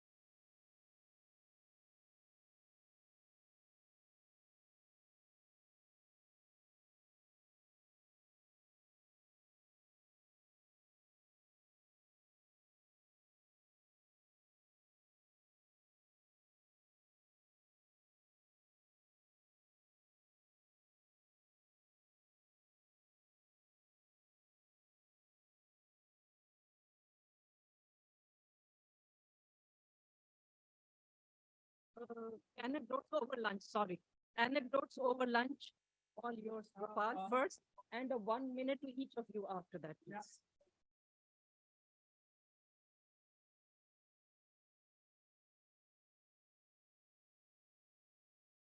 Just yours, okay, now. Mike. Doesn't matter, speak, yeah, speak. Philanthropy has an asymmetry of power, but Gandhi wants to be zero. The very choice to be zero signifies power. Won't you agree? So did Ambedkar had that choice to be zero?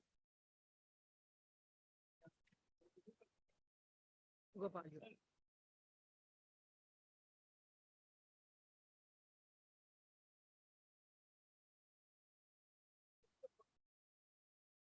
Yeah, you can do it. Yeah, I think and the zero has a power, and to become a zero has a power. Because silence has a power. You silence speaks so loudly. I mean, that's another way of looking at different concepts.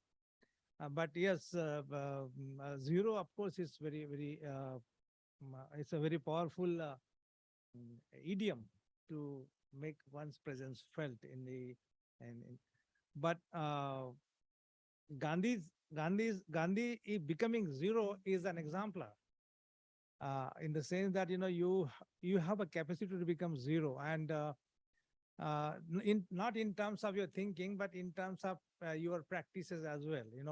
There is always a very polemical, symbolic difference comparison between the three-piece suit and this, but that's such a superficial way of looking at the relationship between the two. So you require a terrific capacity to empty yourself out of your ego. And so Gandhi almost says that, thanks God that Ambedkar did not spit on our face, and he has every right to spit on our face. And he was not wearing mask like we do wear masks in the present time, isn't it? So that is the capacity, that is the conditionalities of becoming zero. I mean, you are actually effacing yourself out of the whole thing. So, I mean, there's no, there is, I mean, I don't think there is, but there is also a point that can a black become zero against white? And what is the thin line between being arrogant and being lenient? And what is the role that the politics has actually in erasing? Is there a rush? Do you want to rush to zero without really taking into consideration the conditions which actually raise you in an instrumental sense, Devian sense, that I have to be three-piece to make my signature. But that is the problem, between Ambedkar and Gandhi. If you ask him, why does what is his name? I'm forgetting his name. I am the best. Bolt, Usain Bolt. Why does Usain Bolt say, I am the best? Because people don't really listen to him. They are so indifferent to him. So indifference leads to being arrogant. And that arrogant is reasonable, legitimate at some level. You are not turning. That's why people, in Ambedkar, there are on several occasions, he says, I am the best. Yesterday, there was a discussion and our participants missed that discussion, Satish, that what is it? Einstein says, I'm big. I'm the best. What is it? I'm the best. I'm extraordinary. Gandhi says, I'm an ordinary. So becoming an ordinary has a tremendous value. Gandhi is becoming ordinary has very value. But if I'm a woman, if I'm a Dalit, if I'm a Adivasi, if I'm a minority, what is my stance? Can I rush to zero? I can't rush to zero because I have to have this as enabling conditions with me, isn't it? So the politics will be out. So Gandhiji doesn't become zero immediately. He has stages. So that's, I think, a longer point I would make. And the other point I would like to make is about the problem with Gandhiji on the Pune Pact. And I have discussed it with his relatives now, and they are in agreement, and I'm getting my certificate from them now. That there is some kind of advantage in instrumental advantage in electoral power. And that is why Ambedkar becomes Deweyan, because you must really snatch a small opportunity in terms of actually going ahead. And actually going ahead, not to perfect the limitations of the electoral power, but to expose the limits of those power. And that's why Ambedkar cannot be reduced to Deweyan instrumentalist or pragmatist. He's going much beyond that. But nowadays, Ambedkar is reduced to pragmatism is a fashion. So we have to also take a call on that. So I think Gandhiji did not give that advantage of becoming sort of using electoral power for making presence felt in the political system, political atmosphere, political practices that are deeply indifferent to women, Adivasi, Dalit, and minorities. Of course, is not a question, but these three certainly. Okay, thank you. Yeah, thank you very much for that. Yeah, I think it's interesting to imagine a situation if the British had not colonized India and the Malay or maybe the Portuguese had colonized India. And I think that would require another form of doing, maybe another seminar. Thank you very much, but I'll keep thinking about that. Thank you.